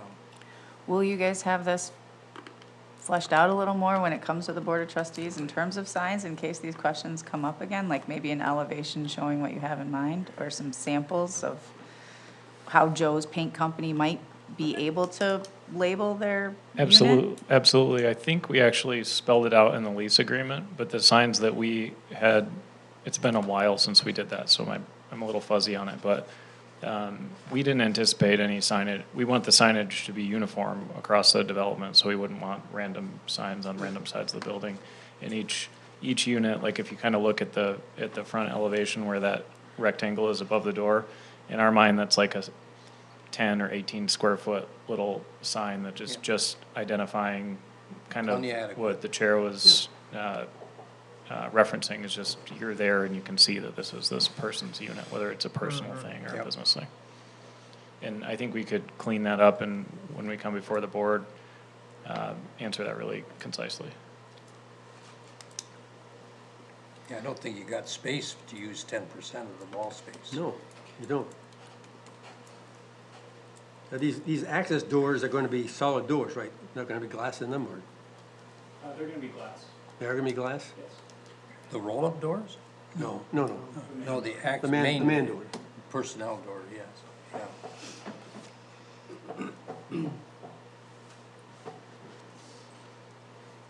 Thank you for clearing that up. Yep.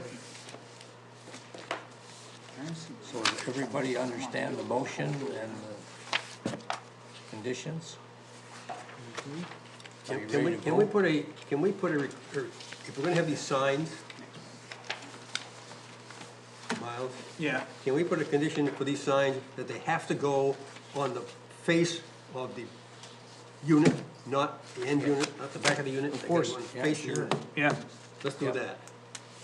That way, the only place the signs can be is on the wall where the overhead door is. Okay. That's it. I think that's probably the best way to put it, any, That makes it uniform, what they were looking for, I think. Yep, that's And a you don't good have signs idea. all over the place. I like that, Ray, that's I a great amend my idea. motion to add Second additional action. That's a on great condition. idea, I like that. okay. We got that. Did you second? Yes. Yeah, you did, yeah, you did. He gave us a thumbs. Okay. Is there any further discussion, are we Are ready you, to are vote? you comfortable with all this? Yeah, we got it. Okay. Okay, let's do a roll call, Miles. Okay. Chair Reich, Yes. Commissioner Trainer, Yes. Trustee Hagerman, Yes, Commissioner Severie, Yes. Commissioner Almaridge, Yes. Vice Chair Baker, Yes. and Commissioner Coulter. Yes. Great. Thanks, Miles. Yeah, thank you. Thanks. Thanks, Doug, Maxine. Thanks to Kebs. Appreciate your time. Thank you. Thanks for your patience. Thanks, guys. And like I said, I'll have to talk to the superintendent. I'll let you know about our timeline. Did you really bring in a piece of metal, corrugated metal? That's a material sampling board. It's a material. That's sweet. Excellent. That's what it is. Thanks for bringing it. Thanks, man. They do have to, it is in our ordinance that they have to Yeah. bring that. I didn't write it. Alright, I think our ordinance has got to be on a board though, doesn't it? it's called a material sampling board, but I think we get a little bit loose sometimes with the board part of it. you didn't bring the easel, so they couldn't put it up. It's taken many forms, and even in my time here, I don't know. Alright, cool, Chair, are we good to move to the next item? Yes, we are. Alright, I can kick it off real quick, so this is just mobile quarters, that's what we're calling them, this, came out of the whole, individuals living in trailers situation, mobile quarter, we looked, I think we talked about this before, we looked all over the place, and this just was the terminology that we felt was most appropriate, we wanted to, because the sensitive nature, I guess, of this ordinance, we wanted to give it, more than ample amount of time to hold a public hearing, so we noticed this quite a while back. We've made several changes to this at the planning commission's, direction. So I don't know if you guys have had a chance to review this, it's not very long, but, you know, it's impactful for sure. Yes, it is. Against homeless people. Do our ordinances apply to the DNR-owned, what we call state land that is in Bath Township? That is a good question, and, my understanding is no. Because I know that it, But there is this- a situation that would fall under it if it does. But this very issue is being, I can tell you the state is looking at it, not so much because of their DNR properties, but more so because of, at the request of MDOT, they're having trouble with their off-highway rest stops where people are just kind of like setting up shop and then staying for 20 days and then like driving to the next rest stop and then staying for 20 days. They do that. I rode that all the time. Yeah, there's one right now. Talk to the guy all the time. This is just like one of those kind of like hot land use topics right now, and, lots of municipalities, including us, talking about it, the state's talking about it. It's one of those things. Do you know that MSU has its own zoning ordinances My dogs are. Oh, I'm for not the surprised. MSU owned lands in Bath Township? Oh, in Bath Township? Yeah, so they have their own, code of ordinances. Well, I know they can do Who, that, yes. who trumps whom in that case? We have no They- jurisdiction. We have no jurisdiction. Schools, public Oh, entities. right. We don't have the Right. ability to zone them. So do you wanna open a public hearing for this? Is, You guys' pleasure. Move to open the public hearing? I'll second. Those in favor say aye. Aye. Aye. Commissioner Washington, would you like to make any comments? Well, thank you for being here, though. I move to, close the public hearing. No, just, That is a formality, George, you're right. It is, because there's no public here other than Yeah. Commissioner Washington.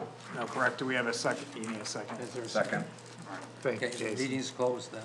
I was trying to get all the motions in today's meeting. Sorry. Want me to recant to that? I got a second. It's good. Okay. So does everybody want to discuss this, or how do you want to handle this ordinance? We've looked at this a couple of times. I still think that both ordinances that we're gonna review for this one and the next one are hostile to housing and the housing plight that Michiganders face. Well, I guess the question I would have is, does this affect what we perceive as a problem in an equitable manner? Equitable or equal manner? People get those words Well, confused. is it something that you would feel comfortable enforcing? Because if we're not gonna enforce it, there's no use in having the ordinance. Well, We- I'd love to have a conversation about I think- enforcing our ordinances. I think Well, sidewalk no, is but included. it is something that should be included in any time you make an ordinance.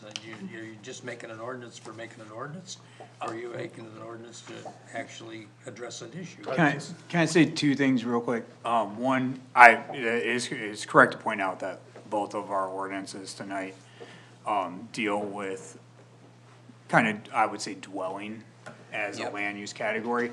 This ordinance, we're very much more in the like late stages of developing and, you know, kind of seeking action.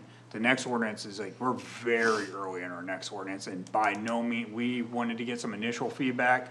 We, again, because of sense of nature, notice an initial public hearing, we expect to, after tonight, look at that one for 3 more months, and then come back for probably another public hearing once more fleshed out. Back to this ordinance, we're already enforcing this land use. The problem for us is tools in the toolbox and creating clarity for staff on what is enforceable and what isn't enforceable. And so, kind of like when I first brought this to you guys, the impetus for this isn't necessarily just to say, no, you can't do this, because I think there are instances where we've talked about, well, no, we do want this land use to happen, but that's not clear to, like, the code enforcement officer at this point either. So, The it only, was to create clarity, but it's an active issue, for sure. the only issue that I still have some lingering questions about in terms of strictness of enforcement and is the visitor scenario. You know, I think we talked about how that could reasonably play out. Grandma and grandpa go down to Florida, they come back multiple times in the year. They don't have a place in Michigan anymore, so they're parking their RV in the driveway. That's certainly a scenario where that specific, what do we call them? Mobile quarters. Mobile quarters would be at a residence multiple times throughout the year, perhaps in excess of what's allowed here. It's I don't- still falling in the intent, but, I don't know, we got pretty, I feel like grandma and grandpa visiting, like, we got pretty loose with the grandma and grandpa scenario, like, right now, if you look at E, I feel like, and again, I think every situation's probably different, so it's impossible to. Right. But I feel like that's a lot of so time. this is a guide and unless their neighbor is keeping a strict account Without a and complaint. sending that into our code enforcement officer, and that's probably a separate issue maybe between those neighbors. Yeah, and That- again, I think if something came into the code enforcement, it was like, hey, they're only have this many 15-day periods, and I've counted, and they're 2 days outside of that, like, that's more, probably a conversation with code enforcement. Again, and I don't think the town, I get, it's hard to say, cause it's hard to put into words, but, I wouldn't think like the township's impetus here with this ordinance is to like go after grandma and grandpa visiting.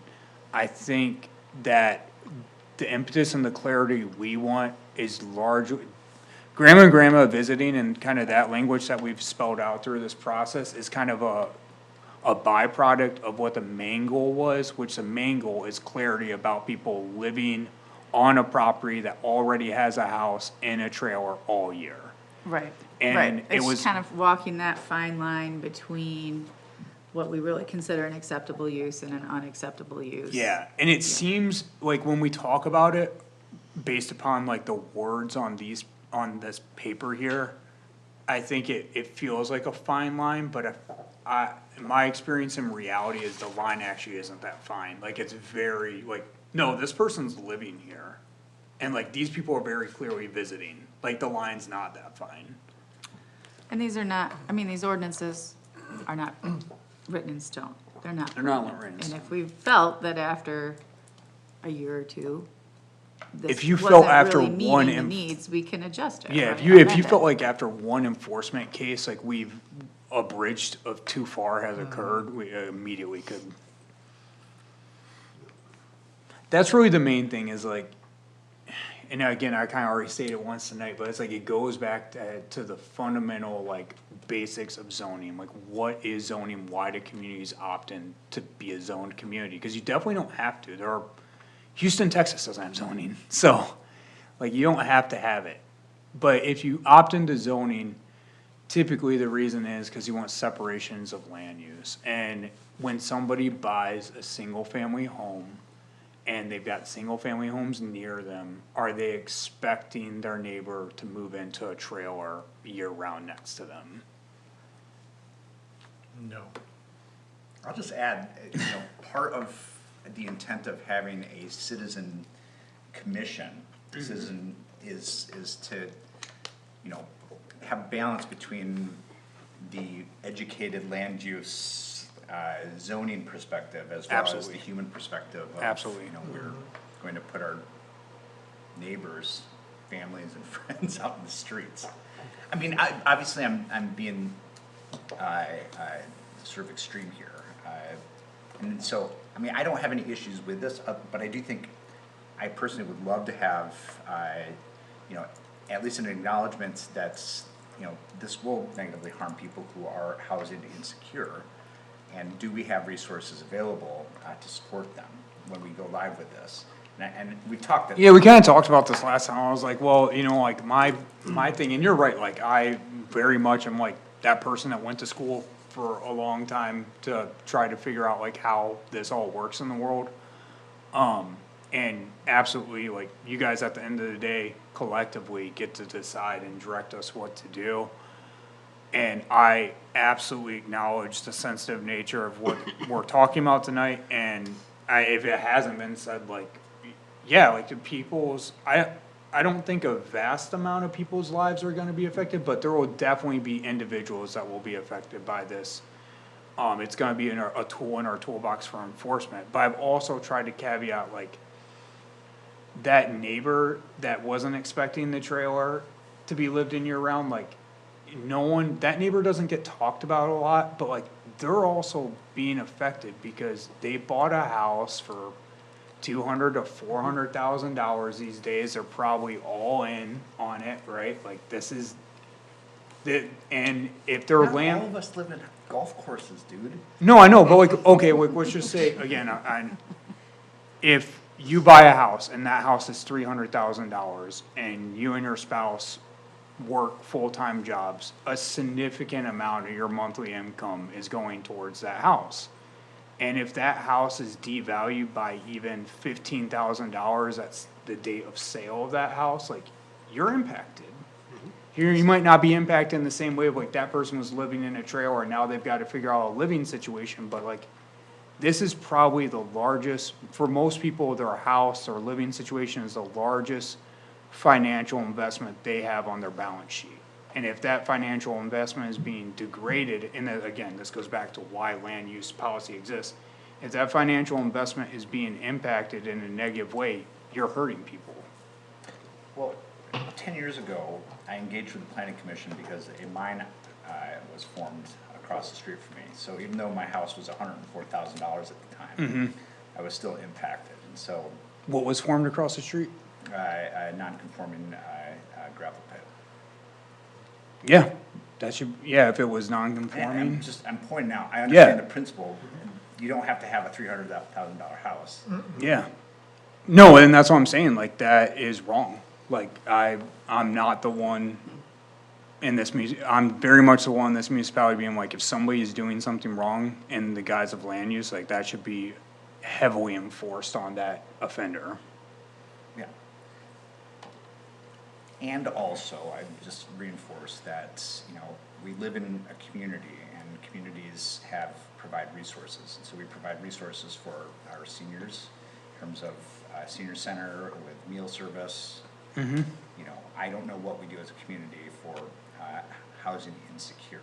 And so I would argue that while we're, on the one hand, doing the work of the planning commission, right, of, reinforcing people's right to enjoy their property without, and not being burdened by, neighbors, I would think that on the other hand, we can at least have some conversations about the impact of these zoning ordinances Oh, that we yeah. put into place, and how For can we sure. mitigate, what might be maybe a handful of people who will be even more housing insecure. Yeah, the only thing, two things to note that probably come to mind that like, I guess I'd be remiss to not point out would be like, one, we do have a housing commission, we do have like some section 8 housing vouchers, the township obviously Okay. made that, and then, this is, all this is, that is definitely prior to my time here, which is Countryside Manor that I'm talking about, and then there's Hawks Ridge, which the township back way when did a pilot on, and that, those are actions that the township's taken to say like, this issue is important to us, but again, like, does that meet the moment? I don't know, like, I would say probably not. What, the housing commission, do they do anything other than Countryside? Just Yeah. in Bath Township's limits, just Countryside Manor, I believe our housing commission only Countryside Manor. Got it. So based on your discussion and points, is there any type of exemption or appeal to this, or a process that if somebody had special circumstances and they wanted to stay longer than what's specified, that they could do that? They could go for eco housing, but again, I don't think, because eco housing kind of spells out, I don't know if you're familiar with that. They're commonly referred to as like a granny suite, but again, we would want them in a prefab or stick-built structure, we wouldn't want them in something on wheels. Right. It's the something on wheels part that is really just not in a conform Right. typical land use I fashion. mean, some people might consider it blight too, like a neighbor. Yeah, I mean, They may absolutely. not it wanna dep- look at a trailer outside their bedroom window, for example.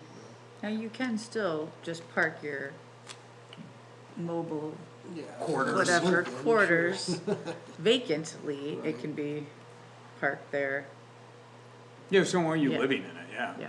Yeah. But then also, if you have 5 people living in the trailer, 5 in the house, now are you changing that from residential in theory, Well, yeah, I think one of the biggest problems that we have necessarily isn't like the functional family aspect of it, but then we get in more like, if we have 5 people in the house, 5 people in the trailer, it's more so like, where's the sewage It's a going? commune now. Where, Community members came together. my and question formed in a Rose collaborative Lake, is where where's the They moved sewage the going? trailer for every 60 days to the Somebody's neighbors going through that. That's next an to them. That's a thing. If they are willing to do Right. that and that becomes an issue, then we'll be back here. But I'm hoping they don't get that sophisticated with it. Which So ultimately it sounds like the problem runs is, off into these the people lake. have a mobile home, they just don't have land to park it on. If they had land to park it on, all of themselves, can they do that? A vacant lot that they own, but they don't own any land. So their problem is they have to find a place to park this mobile home. And we're saying you can't park it more than 60 days out of the year in the same location. You can park it, you live can't in live in it. You can't live, right, you can't live it, but these people are living in it, they ain't just parking, they're Right. living in it.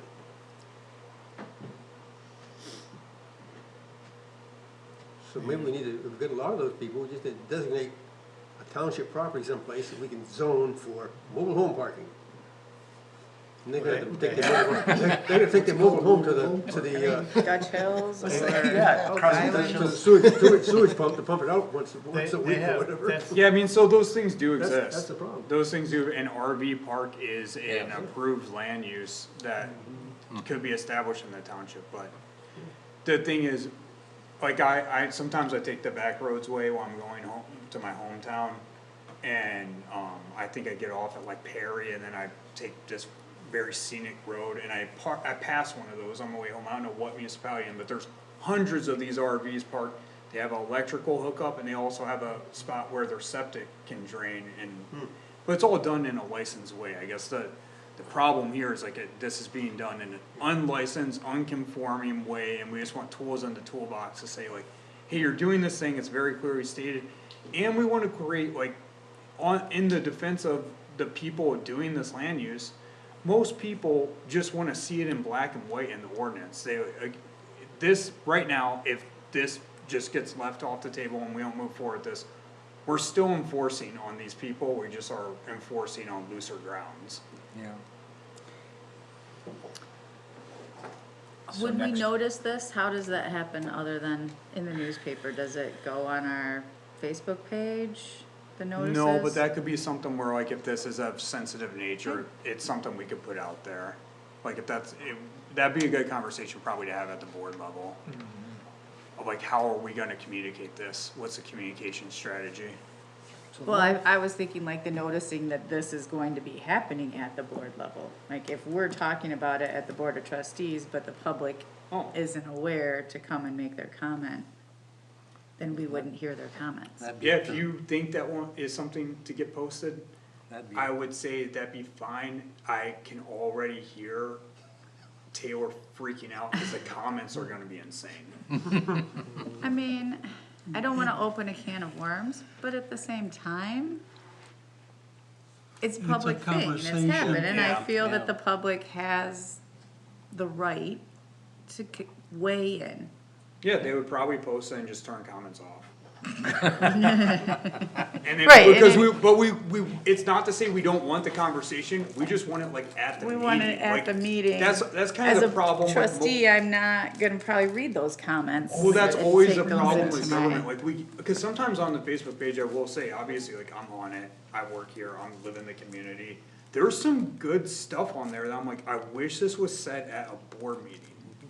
And so turning the comments off isn't trying to like dial down, input, it's trying to like strategically direct that input to the form where it makes sense. Right. Yeah, unfortunately, Come on. I think that's true, man, like, I don't know. yeah, Just I like agree I'm- with you, Miles, yeah. unfortunately. Like, it's gonna get insane, it's unproductive.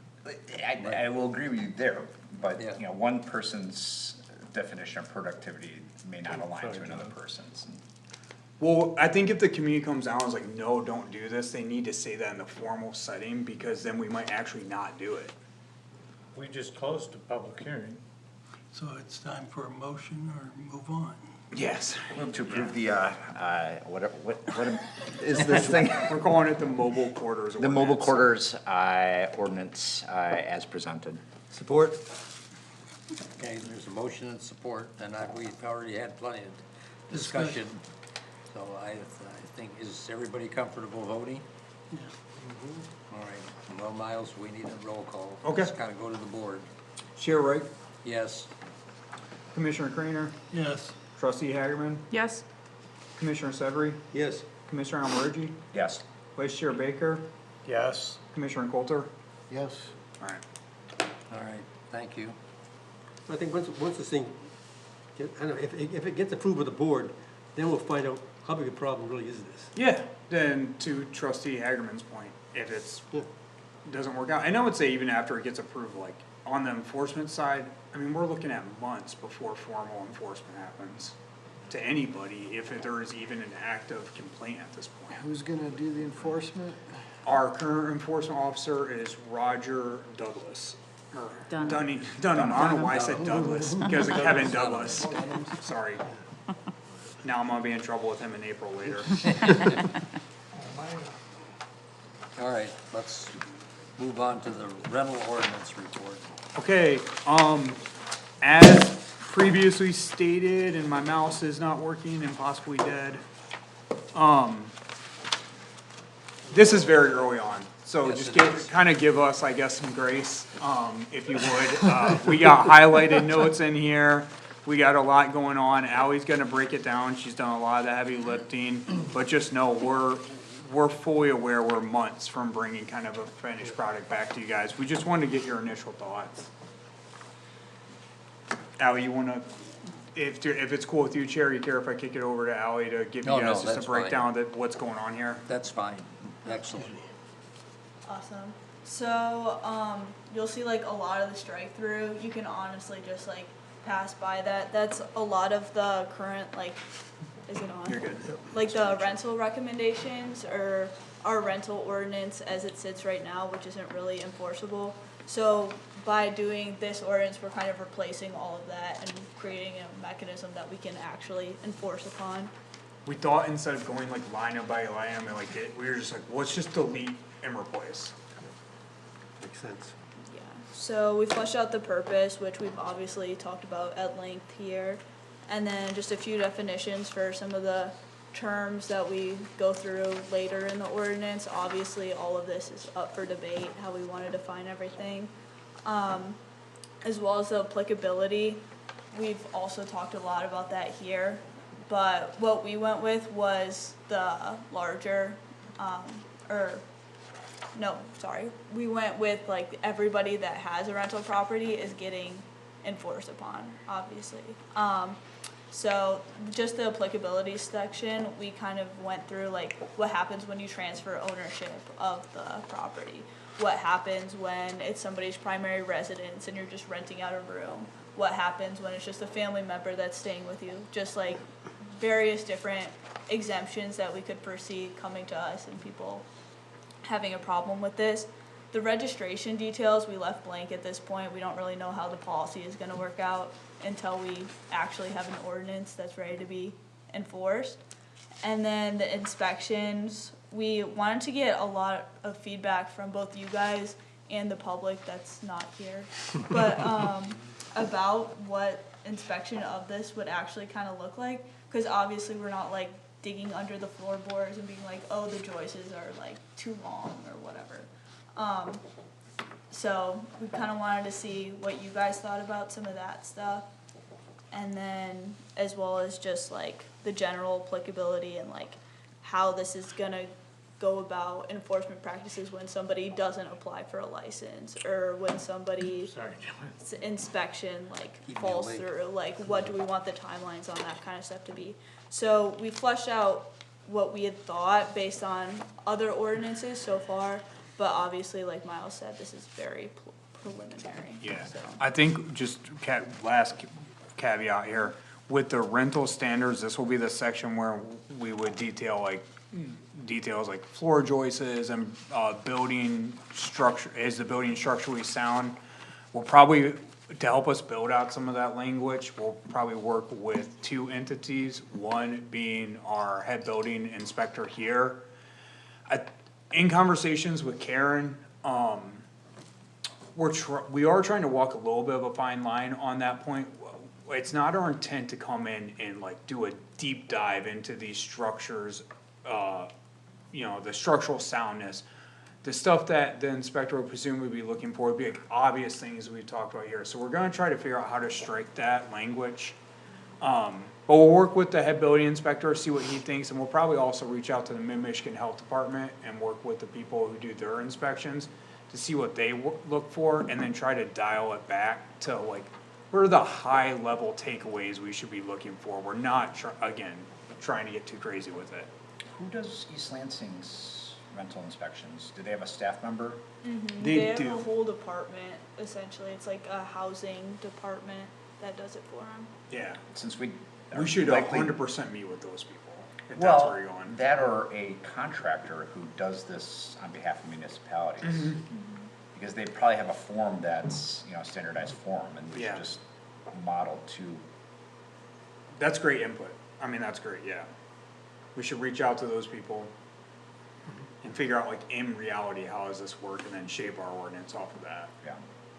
East Lansing's and rental ordinance is Yeah, far theirs more is built out than like a little where we're. extensive, but their zoning stuff ties a lot into their rental dilemma over there too.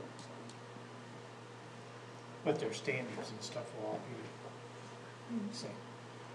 So I guess the input that we're looking, why don't you want to open the public hearing and close the public hearing? That just was get out the of way? intention of Miles and I. I move to open momentarily the public hearing and also to close the public hearing after no public has. Well, I think we better have two separate issues. I'll second his motion to open the public hearing. Let's open it. Define momentarily, what's that mean? I can't. It's over. Alright. It's over. I Let's have move one to close the it. public hearing. I'll second that, closing the Thank public you. hearing. We Okay. do, we do have to do that, I appreciate Yeah, that. And it has to be two separate Oh, motions. Sue. yeah, you have to It does. actually open it, Open it yeah. and close it. Well, Miles and I have talked about this quite extensively, and I think that after we get this flushed out, so it's more ready, and obviously at this point, we're not ready to refer to the board. We would probably wanna hold another public hearing, just so that we have all the i's dotted and the t's crossed. But one thing you brought up, Miles, is kind of the first line on general applicability. It references township rental housing standards. We can define what those are. Well, and that's why that last That's what section, you're- we're that's what gonna you're work on talking that, about, yeah. So I think that's number one. But then, like, 2B, it says, property owner found to be operating a rental unit is subject to municipal infraction. What's the real consequences if he's operating without a permit? What's the real consequences? Yes, go ahead. Oh, you can go. I mean, that's kind of what we wanted to ask you guys. What I had written down here, it's basically, it's like a misdemeanor, like a fee, in other communities, so that's just what I had like fleshed out a little bit here. But obviously, we wanna get some more input from you guys The on real, what you think of the fair. real consequence for us, so by establishing this, set of ordinances, we'll be establishing a licensing procedure. If they fail to comply with that, then they'll be operating without a license, and we can, start fining them for operating without a license, and then once you set up the licensing regime, you can even move to a misdemeanor charge if they continue to not gain a license but continue to operate. How do you prove that they're renting? They're operating, that's a good question, I would think it would be one of those things where if it's hard to prove, we'd probably be in communication with our lawyer and be like, hey, this is what we have, and our lawyers would be like, hey, it doesn't seem like you have enough, I don't feel, cause at the end of the day, when we're looking at code enforcement stuff, when we're talking to our legal counsel, if our legal counsel thinks either what we're trying to enforce isn't in withstanding of our ordinance, so we'll just say, hey, you can't do this. But let's say they do think it's withstanding, but they don't think we're there yet, they'll say that, they'll be like, hey, you don't have the tools. So I'm thinking of an actual situation that occurred in Bath Township in the village area where a LLC purchased a tax foreclosure home. Okay. I rented it out to a young family, and then, but there was some, I think red tag issues. You got red tagged, okay. But there was this situation of, the owners were claiming that they had a land Oh, land contract. land I know the contract. situation, yeah. Land contract with the renters. And both sides refused to, allow inspection or to share the lease or the land contract or anything along those lines. That dragged out for months, did go to court. And is that something, I mean, we should anticipate those Yeah. types of situations, and can we build into, you know, some teeth that can cut through that? Yeah. With this type of ordinance? That's good, so like, we just need to make a note for land contracting. Yeah, that's a good point, and typically, if you are doing a land contract for assessing purposes, you typically, the township would gain a copy of that contract. I think in that case, we didn't, and that was gonna help us in court. But, I mean, I guess outside, not just the land contract, but in situations where neither the tenant nor the owner is going to communicate with, I mean, I mean, Yeah, we'd just be like, and again, and that would, in this scenario we're talking about, it's very clear that somebody was dwelling there, that somebody wasn't the owner, and it was, they were coming and going daily, so I think that would be one where, like, if we were in council with, legal, they'd be like, yeah, no, they're very clearly there, they're living, they don't own it, which means they're a renter. Right, so even if in lieu of monetary pay, just because you're not paying someone, we don't need to see money changing hands to Right. determine they're a renter, we'd be able to enforce. And it'd be the licensing process, but yeah, you don't have a license, get a license. And if they don't get a license, then it's worth charging you. yeah, but again, the situation, we're not renting. And if they stonewall you, Yeah. just say, we're not renting. Like, oh, that's unique because we haven't seen your car there in 30 days. In fact, we've seen these other person's car. We go every day and we see another person's car there. That's That's so what? odd. Yeah, well, it seems like you're renting, so I guess we'll go to court and we'll determine in court if you're renting or not. Alright. No, I'm just. Yeah, no, it's a fair point. No, you guys gotta do that with this especially. You gotta play devil's advocate. It's gonna, cause it fine tunes us and then we can write a better ordinance. But we'll talk about, the biggest takeaway that I got so far is we do need to go to these other municipalities and talk to them about these one-off scenarios, Yeah. like how do you deal with this? Yeah. And then make sure we put those tools in this. Yeah. Is there any other kind of high-level thoughts?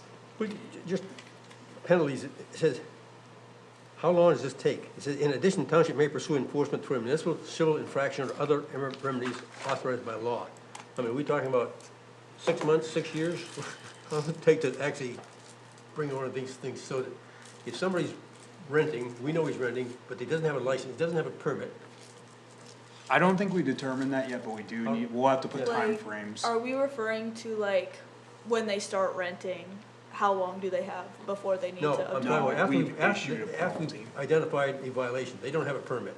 We know they're renting, Yeah, no, So- we need to add that. Yeah, Yeah. We're just not there yet. But I we'll- would assume it would be immediately, We'll, but. no, we'll put timelines, we'd have to have a notification period, and then we'd have to have like a Yeah. remediation but period. then they keep renting, so then you go to court. You know, that can take a long time. Maybe- Yeah, no, I mean, any kind of enforcement process takes time, but Yep. before we even go to court, we'd have to spell out like, Yeah. we've notified you, you have 15 days to cure the deficiency, failure to cure the deficiency will result in us, you know, whatever. We have to spell out that timeline, to your point. And just a minor thing, well, it's not, maybe not a minor thing, but the inspector goes in, finds a few things wrong or whatever, and the one that comes to my mind is, okay, there's a broken window, I mean, so, but instead of fixing it, they nail a piece of plywood. Does that meet our requirements or not? Well, we have to develop our standards. It Yeah, I may, know. it may, I don't know. We'll I don't talk, think it should, but, we'll talk, I don't know, you know, we'll talk to building, we'll talk to the health Yeah. department, we'll talk to some of these other agencies doing this work and figure out like, yeah, hey, if the window's broken, but they just put up a piece of plywood, you guys let that fly? yeah. If I was a neighbor, I'd say, no, you can't. That's devaluing the property, mine too. What is the fee basis gonna be? That's. Haven't determined it yet. When we work on that, I'm gonna feel for the people that have been renting out Grandma's place when she passed away for the last 20 years, and now all of a sudden, I gotta come in conformity with some. Have you been renting out just to, dial in, have you been, grandma was alive, she passed away. Grandma passed away 15 years So ago. do you own the place now? Now I own it, now So you're not a renter? now my niece rents, pays me $300 a month for it. Okay, so you're a landlord now and your niece lives there. Yeah, let's say that. Okay. I don't know that. I'm just trying to, the specifics are gonna matter, they're gonna matter.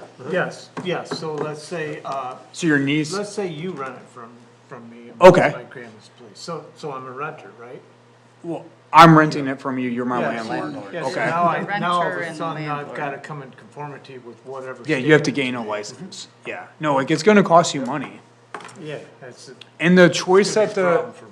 it's kind of back to like what Jason was saying, the choice you have to make as a planning commission here is like, is the renting issue in Bath Township rising to the level where it's like worth doing this? And that's why, I mean, Kate knows, we went to the board and said, do you guys believe this is enough of an issue for us even to go down this path? Cause I don't even wanna, like, me and Ally have already spent quite a bit of time on this. Oh, I'm sure you have. But like, is this enough? And they felt like it was. So now we're talking about the it. problem is just like with anything, even the mobile living, it just takes one or two incidences of bad, like, somebody, like our building standards. Why you gotta tell me how to build my house, I know. right? But it's because of the It's one good. guy that built the house and his house That collapsed and collapsed, killed yeah, him. and killed a bunch of people. Right now we're, yeah. Well, and I think that's really, at least for me, I can't speak for the rest of the board, but I think for me, that's sort of the crux of the issue, is there should be safe housing. If a person is paying a landlord for this housing, it should be up to a minimum standard of a safe environment to live in. Grandma lived And there that, for and 16 that years. enforcement, that enforcement falls on the municipality It does. to make that happen. And I can't tell you, George, right now what the fee is gonna cost, cause you're worried about the I know that. monetary, I know but we're just so you know, we're gonna have to do a methodology to figure that out, and I think it's gonna go something along the lines of, we're gonna map out how many rental units exist in the township, and that includes all the apartments, so presumably, they'll help a vast share of this dollar revenue. And I'm sure they'll be much more interested when they get wind of like what that might look like. But then we will have to look at, well, how much is it gonna cost to administrate this Yeah. process? And we're gonna have to hit the divide button, and then that's what a license is gonna cost per dwelling unit. Yeah, because we get into the news because of those large apartments. and Yep. That was not pretty. No, it sucks being in the news for something bad. Yeah. Per usual. So I have a fairly common one-off situation. Given our proximity to MSU, it's not uncommon for faculty members to go on sabbatical. And so or people to go to Florida for, the winter. Yeah. At what point would this kick in? And so, if, say, I'm gonna be out of the country for, 6 months, and I want someone to stay in my place to just keep the place warm, watch over the dog, For whatever. 6 months. Yeah, You're a landlord. I'm a landlord. Yeah.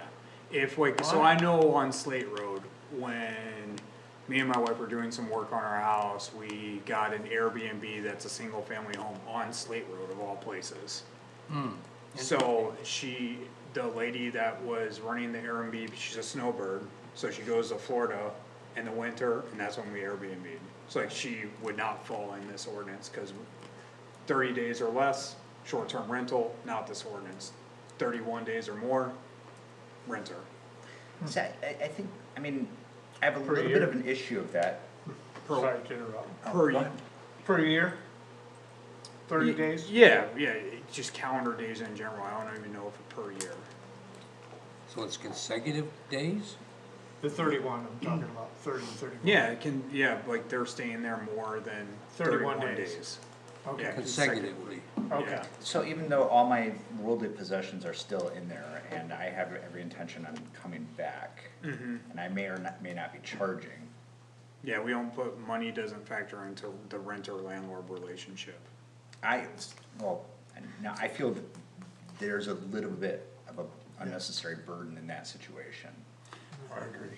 take a shorter one. I know of a person right now who's gone for 2 months, and he's having a friend of his live in the house at no cost. To just make sure everything's okay and whatnot. No, totally. So, any exemptions and carve-outs can be made, and you guys are bringing up some stuff, so you just have to direct us to make those exemptions and carve-outs. So I think Jason's saying you think it should be longer than 30 days. The difference between a tenant and a house sitter Yeah. should be longer than 30 or 31 days or whatever it was. House sitting could be for 2 years if you're constantly. Yeah, that's always the problem. Once you go to exemption, you build an avenue for. Right, yeah, exactly. It's that I fine don't have a line. solution, I just post the problem. Yeah, that's our, we can think about it. Is that okay right now in this And I early think that would phase? probably be a really valid question to ask people in other municipalities, because that's certainly not unique to Bath Township, Yeah. in this area especially. East Lansing, Kent Street. Yeah, Just as like. obviously, so I think that's something to gather some data on. You know, if we set this at 30 days, how much of a pain in the butt is this gonna be? Yeah. Because all of these other places that we really didn't intend now fall under this heading. Is it worth our while to just change that timeline? So we can focus on what we're really trying to focus on. Yeah, no, noted, completely noted. They We'll look probably into won't it. even get their rental license within 30 days. No, Well, I do know professors that do house sharing when they're on sabbatical. Yeah. And some sabbaticals are for 18 months or 2 years. yeah, no, we'll look into it, for sure. I also got a cousin that does home sharing with people in other foreign countries. And sometimes they're 2 months. Yeah, so like the house sitter aspect, we'll look into it. Is there any other, just cause of looking at time, is there any other, high level stuff that we could focus on? Yeah, I wanna know what you're gonna do about the tenant as a former landlord, because I can go out and lease a car, and I've gotta put more down payment on it than I do to go in and lease a $300,000 or $400,000 house. I guess I wouldn't think we're gonna get involved in that space, that's up to the that's a business agreement between the landlord. Are you asking us to like require down payment? No, I'm just saying that. 'Cause I feel like it we'd seems be to me as in a though the weird deck spot. is stacked in the in the tenants, because they can move out anytime they want. Well, presumably they would get a contract. Right. But they Yeah. could still say that the house was inhabitable and they can move out, right? I mean, the deck is, they're the ace holder of the deck, really. Not if we've inspected it though. Well, they could stay there for months on end before you can evict them even. Yeah, there's a process for Certain eviction. times during the There's year, a- you can't even evict them. You gotta There's a even pay legal their process, and I mean, that's kind of, utilities. again, if you become a landlord, I mean, that's kind of always the risk you're taking on. That's why some people choose to be landlords and some people That don't. doesn't Exactly. affect us. Yeah, I don't think that's. Yeah, I know it's not, but I What, know it's an yeah, issue. what you're saying, I agree with all that. I don't know if we could solve that here. Yeah, no, you probably can, but I think this could be compounding the problem in some instances. I mean, to kind of protect the landlords a little bit, we did build in the penalties to tenants for like false accusations, I guess you could say, of like mistreatment or property damage. So like if somebody were to say like, oh, my window's broken, oh, like the heat doesn't work, whatever, and we come in and inspect and like that's just not the case, then the penalty, the payment would fall to the tenant. So there's a little bit of accountability there at least. Well, it should be. I mean, if you guys don't think that's enough too, we can also look at other ways municipalities are trying to I think level it. that would be difficult to enforce, so. You know, Well, I'm you sure can give it's them a- fines, but. Yeah, well. What's think- that? I think this needs a lot of work, so. What's that under? Where's that at? Oh, it's on the very last page, page. so Okay, that that's would be, Right before standards, okay, yeah. okay, thank you. And what does the ordinance say about, renting out rooms? Where did we land on that? If you have a principal housing exemption, like that's where you live, then it doesn't apply. We thought that was the easiest way to just make it a non-issue. As long as that room is not a mobile, Make it a mobile As long as it board. doesn't have wheels. yeah. Yeah. So does that apply to a duplex or something like that, or a second floor? Well, If that's a you- good Separate question. entrance. That is a good If your question. duplex was a principal dwelling, that's a question, but I'll ask Beth how she does it, like, does she give, I would imagine that if I own a duplex, I built one, I don't think Beth would give me a principal dwelling exemption on both halves of the duplex. No, she would not, no. So, What no, about it like wouldn't, a so it wouldn't apply. second floor with a separate entrance? If it is set up as a duplex, I don't think she would give me Zoned as that a exemption. duplex. No, she, no, she would But give it but to we'll you. ask, cause I'm not sure. She to would be give honest. it for Echo the, housing? I mean, that's more or less. Echo housing, they would be exempt from this. Echo housing is its own thing. And there's very certain standards on what echo housing is, and you Yeah. do have to get a special use permit to engage in echo housing. right. Wait, to establish it, right? To establish it. Okay. But to then rent out, that'd be a violation of the special use permits? It would be in violation of the special use permit, and once the impetus of like why the echo housing was established, like mother-in-law with cancer, I need echo housing. Once that situation is no longer the situation, She the echo dies. housing has to be removed, What do you mean removed? removed. The physical structure has to be If the- demolished? If the physical structure is not attached to the principal dwelling, then it has to be removed. That's for echo housing, though, For that's echo not housing. for. If the addition is an attached addition, then it would still meet our zoning permit, our zoning standards. As long as it's conforming and wasn't in violation of some setback, which we would warn them about. So you could George's stay. grandma, if she were still alive, and he built an echo housing on his property, Is it, and then she passes away. is it detached or attached? Detached. Okay, yes, go on. So, That's it, yeah, but so he builds a up to building code Yeah, like structure a second detached, house, Yeah, for echo housing for the grandmother. That special use permit is tied to the person, grandma? it is. And then the township's gonna go in after she passes away and say, George, you have to demolish that structure. We would. That's bullshit. Could you just reestablish a different purpose? Like, I work from home and that's gonna be my office now. Yeah, you could, but we would have to have certain elements that made it a principal dwelling structure, such as like a full-service kitchen would have to be removed. So a half-service but- kitchen would be A okay? half-service kitchen may be okay. But Miles, there's a difference between echo housing and an auxiliary dwelling unit. Yeah, and and Illinois is something that we've talked about in the past, we just have not gone to. But that's something that I think there's been interest in setting up. Right. We're like off, though. Yeah. Yeah, we're off topic. Let's, Oh, yeah, government golf in my we're business. kinda running the clock out here, guys. Okay. Let's do a quick dive into Well, I'm just, data centers just for, okay, yeah. No action. We doing, so just, long story short, we kinda put together what we found, Jason was kind enough to offer us some additional resources, which we'll take a look at after today, we're like gearing up for all of this, we haven't looked at it yet. But, largely, there's not a lot of best practices out there for this type of ordinance yet. We looked and we ended up calling the Michigan Planning Association, or Michigan Association of Planning. And, they were like, yeah, great question, we're getting it a lot right now, no, we don't have anything for you. And then we called the MTA and they were like, great question, getting it a lot right now, no, we don't have anything for you. So that was those are our normal channels for like, hey, give us like a boilerplate ordinance and we'll like figure it out.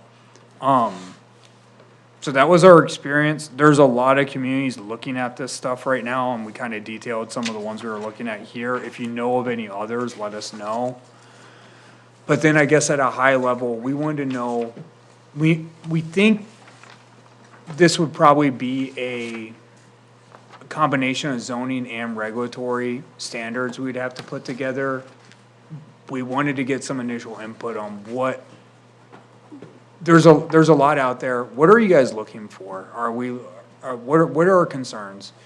Screening, I think is a common concern we're seeing, so additional screen concerns, but with these ordinances, we are seeing the gamut. So like another thing that is being talked about a lot with these because of their scale is, God, it's escaping me, community benefit agreements being a requirement of a special use permit for this. So. What does that mean? Community benefit agreement would be like, you're going to help us fund our parks if you wanna design this in our township, because the scale is just so insane, there's no way we're not getting something out of this that's above and beyond what's typical. Okay. So, I mean, I did a little bit of research, and also asked AI just for a first pass. Feels very ironic and dangerous. Oh, I know, that, I did feel weird, asking. Love data. Yeah. What would be Build them. legally They're great. defensible conditions that would disincentivize? You're on ChatGPT's list. Yeah, I know. I'm also teaching a class on that topic next semester. So other states have a lot more than what Michigan has, and so there's model ordinance language out there that's freely available. You know, the main issues, and I mean, you can look at any newspaper, and these are coming up daily in terms of the issues that are facing communities, especially in the Midwest. So, you know, some of the main issues are related to an excess, exceeding the capacity of municipal infrastructure, so electrical, sewer, and the like. And so, one big question is, who foots the costs of the infrastructure build out, right? In some cases, it's all the residents within, you know, the service agreement, right? So we can put into place ordinance language that says that one, we'd have to regulate where it can be located. And so do we want to restrict it, or do we want to open it up to rural development, de-development, those zoning districts? Second, we can put conditions in place that say that any development cannot exceed the current capacity of the electrical grid available to the site. That would just be a no-go right off the bat then, right? Not necessarily. Really? Yeah, not That's what I'm necessarily. hearing. Okay. No. Practically, in most cases, probably. Other things, Could you repeat that last one, not to exceed? The current. the current capacity of electrical grid Thank to you. the parcel under consideration. Since our comprehensive plan does articulate that the value of our agricultural nature, we could restrict it to not being sited on agricultural land. We already have issues with sewer capacity, right? So we could put in restrictions on cannot exceed the current capacity of our sewer system. Why do data centers need a lot of sewer capacity? Water, they're The dumping it. cooling? They're Is supposed it to be water cooling? non-contact, but my understanding is that's not the case, It's not the case what? that it's non-contact cooling. So they still use tons of water, but they say it's non-contact cooling. Like a so nuclear power plant? in theory, it should just be recycled, but apparently it gets too hot, so they have to replenish it anyway, so. So I don't know, I haven't done enough research to understand the different means of handling water. You know, some of that could be ported to sewer, some of it I think can be pumped back into the ground. It sounds like you might be a little bit more familiar with this. It may have some impacts, but it's I've seen some already. possible. So we could put in regulations or stipulations that around how water management. And so I think the larger question for us to take into consideration is, do we want this type of development in our community? Where would it best be suited? Should we put restrictions on how many acres or the size of these facilities? When we, in consideration of the Kessler's lot over here, part of the issue with putting forward, requesting a moratorium on self-storage facilities was that's not smart development to put big box there when we want to incentivize commercial development, right? Essentially, data centers are giant warehouses that, you know, who knows what will happen when quantum computing comes to scale. will they be obsolete? Now we have these giant boxes, you know, Right. so where does that fit within our community? Yeah, I- it's and I- hazardous waste that you have to dispose of in some way. Yeah. So, Pays for that, right? Well, it would have to be in a T development zone, wouldn't it, Miles? No, that's what he's saying, you guys get to, you totally get to decide. Right now, this is not a spelled out land use, so you could tell us, like, we want this in these districts. yeah, so legally, it's not advisable for us to say we're banning, data centers altogether, or, you know, the various names that they could come under. So my thought is, and I'm working off a base assumption of myself, which is, I don't wanna see this in my community. I would hate to have my water, my well dry up, or, you know, whatever other impacts, right? So let's put into place some restrictions as to, where we want this, if we want, I mean, where this possibly could be. So we allow it, but it can only be here, and it has to conform to these, set of reasonable, legally defensible restrictions. And just so you guys know, and that's, thank you, Jason, cause that's a great way of saying that. Just so you know, the form that would take for us when we're drafting this ordinance is, so we have all these different land use districts. We would insert it into whatever district you guys determine, and then down here in Article 19, or sorry, Article 19, we have the special use permit, and you can see when it comes to some different land uses that are more sensitive, like gun clubs, there's additional standards, so we probably say like data centers 19.22. Yeah. And then we would have everything that you're talking about. So it's totally doable. Well, I think, I'm sorry, Miles. Nope, you're good. I think they should definitely be, if they're gonna be permitted at all in a D development area, I don't think you want it in a residential area or. Ag, no, I don't think so. No. I mean, it's a commercial use as far as I'm concerned. So, but we could, I mean, don't we have one of our tools is like a special district or overlay district? Yeah, I mean, you could establish Yeah. an overlay district Yeah, you as could. well. Whoops. You could establish an overlay district, yeah. If So you- that would be another way to do it. Yeah, We have 3 overlay districts right now, which isn't that many, but you do, you know, you always wanna be cautious, you get too crazy with the overlay districts, it yeah, gets you messy. do. We've got considerable amount of development area. Sorry. Felt good, sounded good. An area that you would look at that I'd suggest is Fairfax County in Virginia. Chantilly is the town, because I live there, they were building these things left and right. It is the hub of the internet for the United States. Everything passes through there. Oh, wow. And I mean, they have industrial sections that are nothing but data centers. You go out by Dulles Airport and you can drive a mile and those buildings are all there. And the fight was getting the power lines to them. And because the houses are being built left and right in the same neighborhood. I had a data center that was 6 blocks from me, not a major issue. High security and very well shielded, plantings and so forth. You didn't know it was there. Noise was not an issue. Absolutely not. Now, if we ever had a power outage, it would be because they're sitting there with 30 or 40 massive cat generators. I read an article that's, I don't know what agency or if it's a nonprofit, where they're figuring out how to track where these data centers exist, and they're doing it through, the generator orders, because those have to be registered with the state.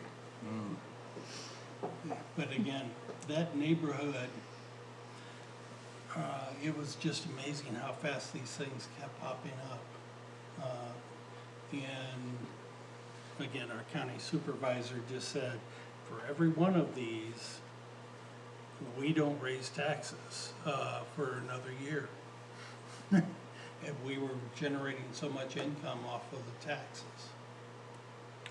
You're quite an effective argument for allowing them. I am, because All right. again, I had no, So They were bottom in our right-hand neighborhood. corner is the Yeah. overlay district of where we're putting these things?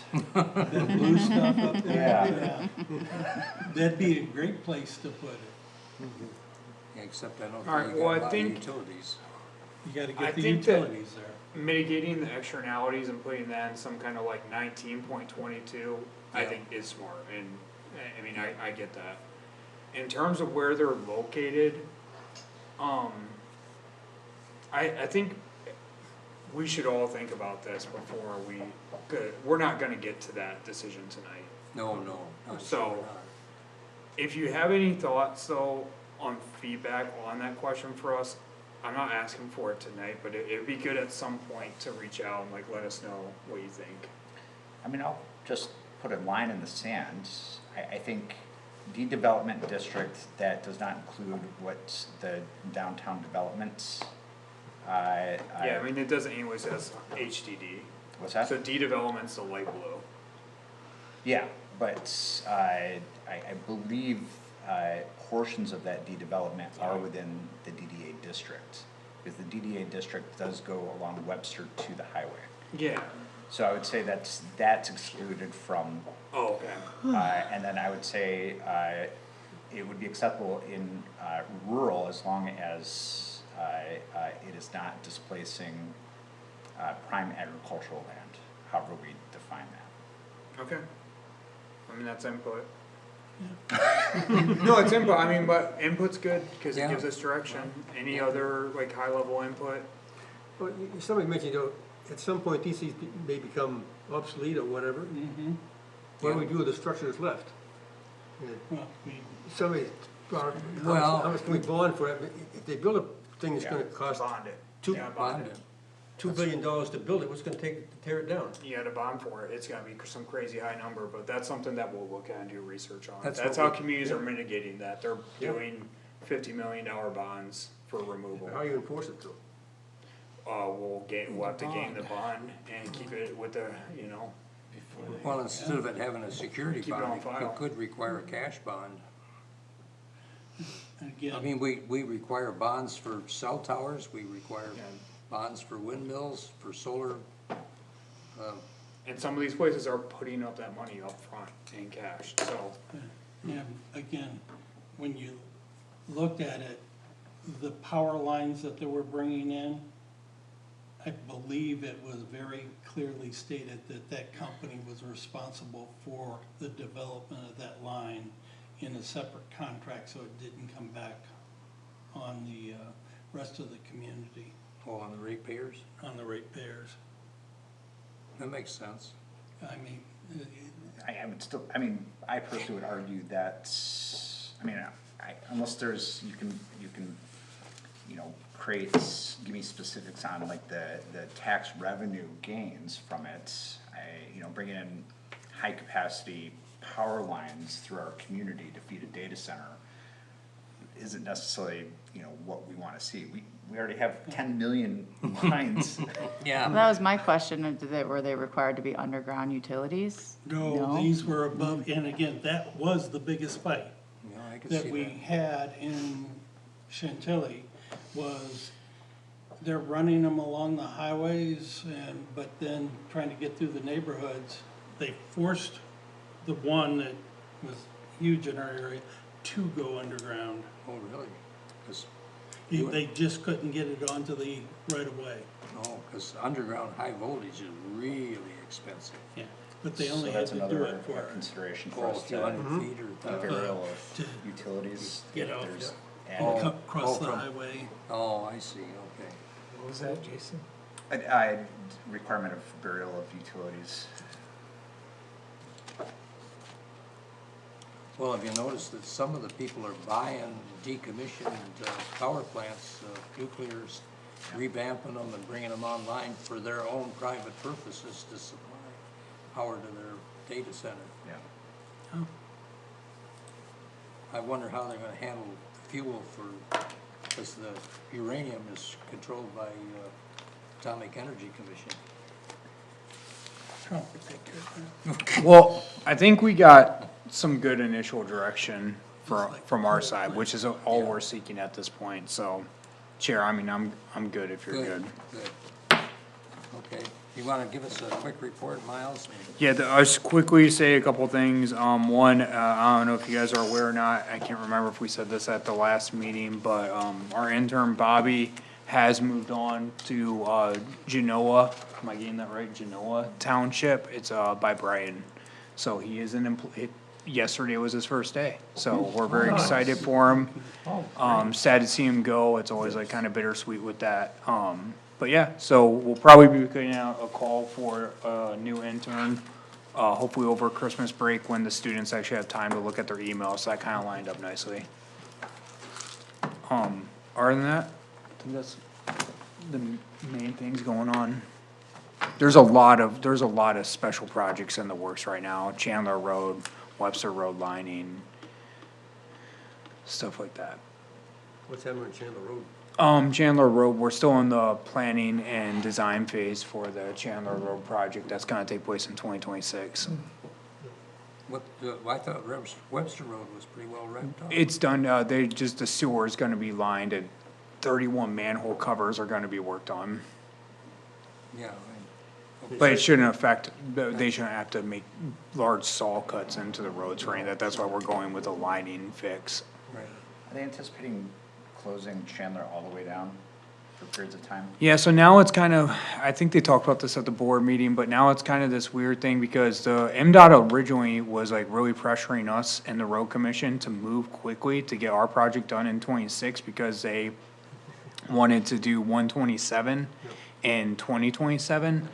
Then they came back months after we were already like full steam ahead, planning this whole thing out, and they're like, hey, actually, we're gonna do part of our project in 26. And we're like, okay, that's fantastic, cause now we are your detour, and so some of it's gonna have to remain open, and now that stretched us to 2026/2027 project. So some of that timeline's still getting worked out, but yeah, there will be times when it will be completely closed, and there will be times when it has to be partially open. And that's largely, at this point, gonna be determined by what MDOT does on 127. Park Lake is just gonna be a mess. Yeah. Yes, it's gonna be a huge mess, isn't it? Yeah, leave it to MDOT. Kate, you got a report from the board? Really, I was just gonna share some of the roads updates. The county held their township officers meeting, I guess at the end of November. Ray Kotke and I attended that. It was at the County Road Commission building. And each county department sort of shares out what's going on. And so the Road Commission shared their project plans for 2026. And really, the only thing they had going in Bath Township, on the big picture, they didn't have it fully fleshed out all the way down, but in the big picture projects was the Chandler Road development. We did get a report at 2 meetings ago from Senator Singh. He attended our meeting, and he talked about going through the budget process and some of the new ways that roads are being funded, and gave some explanation of that. Then when we went to the Road Commission, they invited a lobbyist, who I don't remember exactly who he was from, my paper's in here somewhere.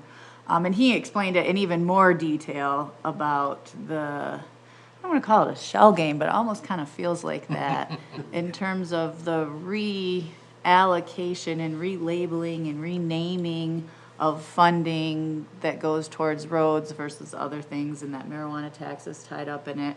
But ultimately, a lot of that funding that is now earmarked towards roads is gonna be collected in 26, but then not even paid to the state till the end of the year, as opposed to quarterly, and then allocated from there. So how much is it gonna be? When are we gonna get it? Are some real big question marks that I think the road commission, the county level road commissions are gonna have to deal with as they're planning their projects going forward. So it sounded like there's a lot of plans, but in terms of executing them, there are some, what was referred to as growing pains, significant hurdles, I think, in place from making these changes happen smoothly and timely. So, we'll see. The other thing that, I learned is that the county commissioner subcommittee voted to not renew their contract with LEAP at the county level. Yeah, they felt that they weren't getting their money's worth. My suspicion is this originated from the commissioner from the Eagle area. If you remember, there was a whole debacle with Eagle and a LEAP-sponsored project over there, and I think that might have been the impetus So are to they start the hiring an conversation economic as development well. plan? They have the catalyst still. There was pretty significant, debate on it at the township officers meeting that, this wasn't well thought out. The commissioner who was sharing this said that they would be open to further discussion, and perhaps some adjustments to the contract and perhaps a revote. But, if any of you feel strongly about LEAP, like, for example, some representatives from Bingham Township who LEAP helped get the cheese plant up north of St. John's, they had some very strong feelings about it. And I know here in Bath, LEAP was instrumental in helping with that sewer project that ultimately didn't come to fruition, but if we were heading down a similar road, I think we would really rely on LEAP again to help us through that process. So, I'm sure that Dwight hasn't come to a meeting yet to have this discussion with him to get our commissioner, our representative input on it, but, I think it's important that they hear from people who have strong feelings about it. Can I say something, ask Yeah. a question real quick, just cause I Go ahead. didn't know that. Absolutely. The say something part is, in case you guys don't know, that $250,000 grant that the township received, I mean, LEAP was critical in us getting that money, and we're likely gonna get some really nice streetlights and a welcome to Bath sign out of that, so. Right. We're planning that out right now. Right, and I think the commissioner, it was a seven-person committee, it was only 6 people can vote, the chair doesn't vote, so it was 3-3. And so that is not pass, it needs to have a majority to pass. So I think that there probably would be some interest in communicating, LEAP helped us with this is what LEAP has done, because the perspective that was shared at the township officers meeting was that LEAP isn't doing anything. LEAP isn't helping at the community level. We aren't getting our money's worth from LEAP, and I don't think that they When we maybe were- are aware of all these things that are really going Well, on. we got 250,000, I think DeWitt, Township got, I wanna say like 800,000 for whatever, or it was a higher dollar amount than we got for whatever their and then St. John's got some money too. But my question is, my understanding was the county, in lieu of hiring an economic development planner or economic development professional, they were like, why would we do that when LEAP can provide that service? So if they're doing away with LEAP providing that service, do they intend to hire a county economic development person? Or was that talked I didn't hear about? anything about that. I think they're really trying to rely on the catalyst to fill in the Clinton County Catalyst to take over what LEAP is doing. There's a lot more going on So with I the- think there is probably a lot more going on, but, if it were to come to a second vote, then I think having some of that information would be helpful. Sorry for the So, question. no, that's perfectly fine. I don't have any more information. I think Dwight is probably the best person to give us the kind of behind-the-scenes look at how all this is playing out, because we're obviously not watching all those meetings or doing any of that kind of stuff. There's But, a few new commission members that are, creating some waves. yeah, sounds like it. Sounds like it. So that was all that I had that I thought was really relevant to the planning commission. Most of the other things we've been doing at the board of trustees level is budget and personnel, so.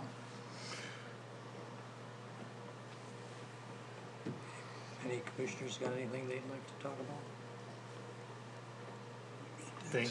thank you, Ally, for, the rental agreement thing. Yeah. That went really well. Looked like there's a lot of line work to that. So, appreciate it, look forward to digging into that more. Also, wanna wish Bobby the best. I appreciate him, reaching out before he left and following up on some stuff for me, so I really appreciate Bobby.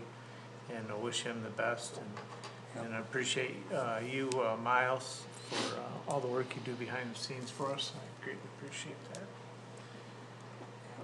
Wish you all a good Christmas. Yep, thank you. Yeah, is everybody aware of the fact that CubeSmart pulled their application and asked for their escrow back? Who's that? Oh, I wondered. We hadn't heard from them in a while. Who's They, that? The CubeSmart they storage weighed in people? so heavily on our storage moratorium. Yes, they did. I'm heartbroken, personally. I feel like tell. we mismanaged. Did they give a reason? development. Not that I'm aware of, no. Jason's attitude. That's the one who's gonna buy the, On the Kessler, Yeah. yeah, behind Frank's BP. And Frank's BP is kind of in limbo for the winter because they couldn't get all their permits. Yeah, I wouldn't use the word during, they expressed like, we're moving forward, man, we're just getting it together. Yeah, We talk to them like once a month. I think they've paid for, I think they've picked up their building permit at this point. Okay.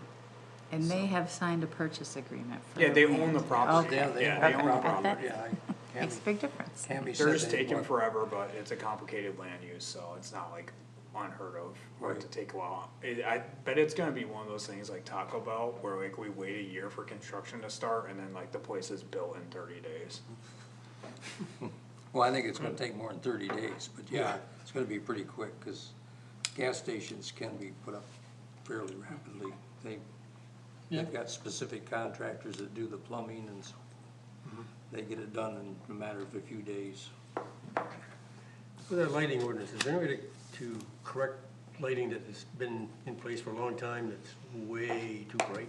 Has it been in place before we adopted the new ordinance? Oh, probably. Yeah, that's grandfathered in. It's on Kessler's place on.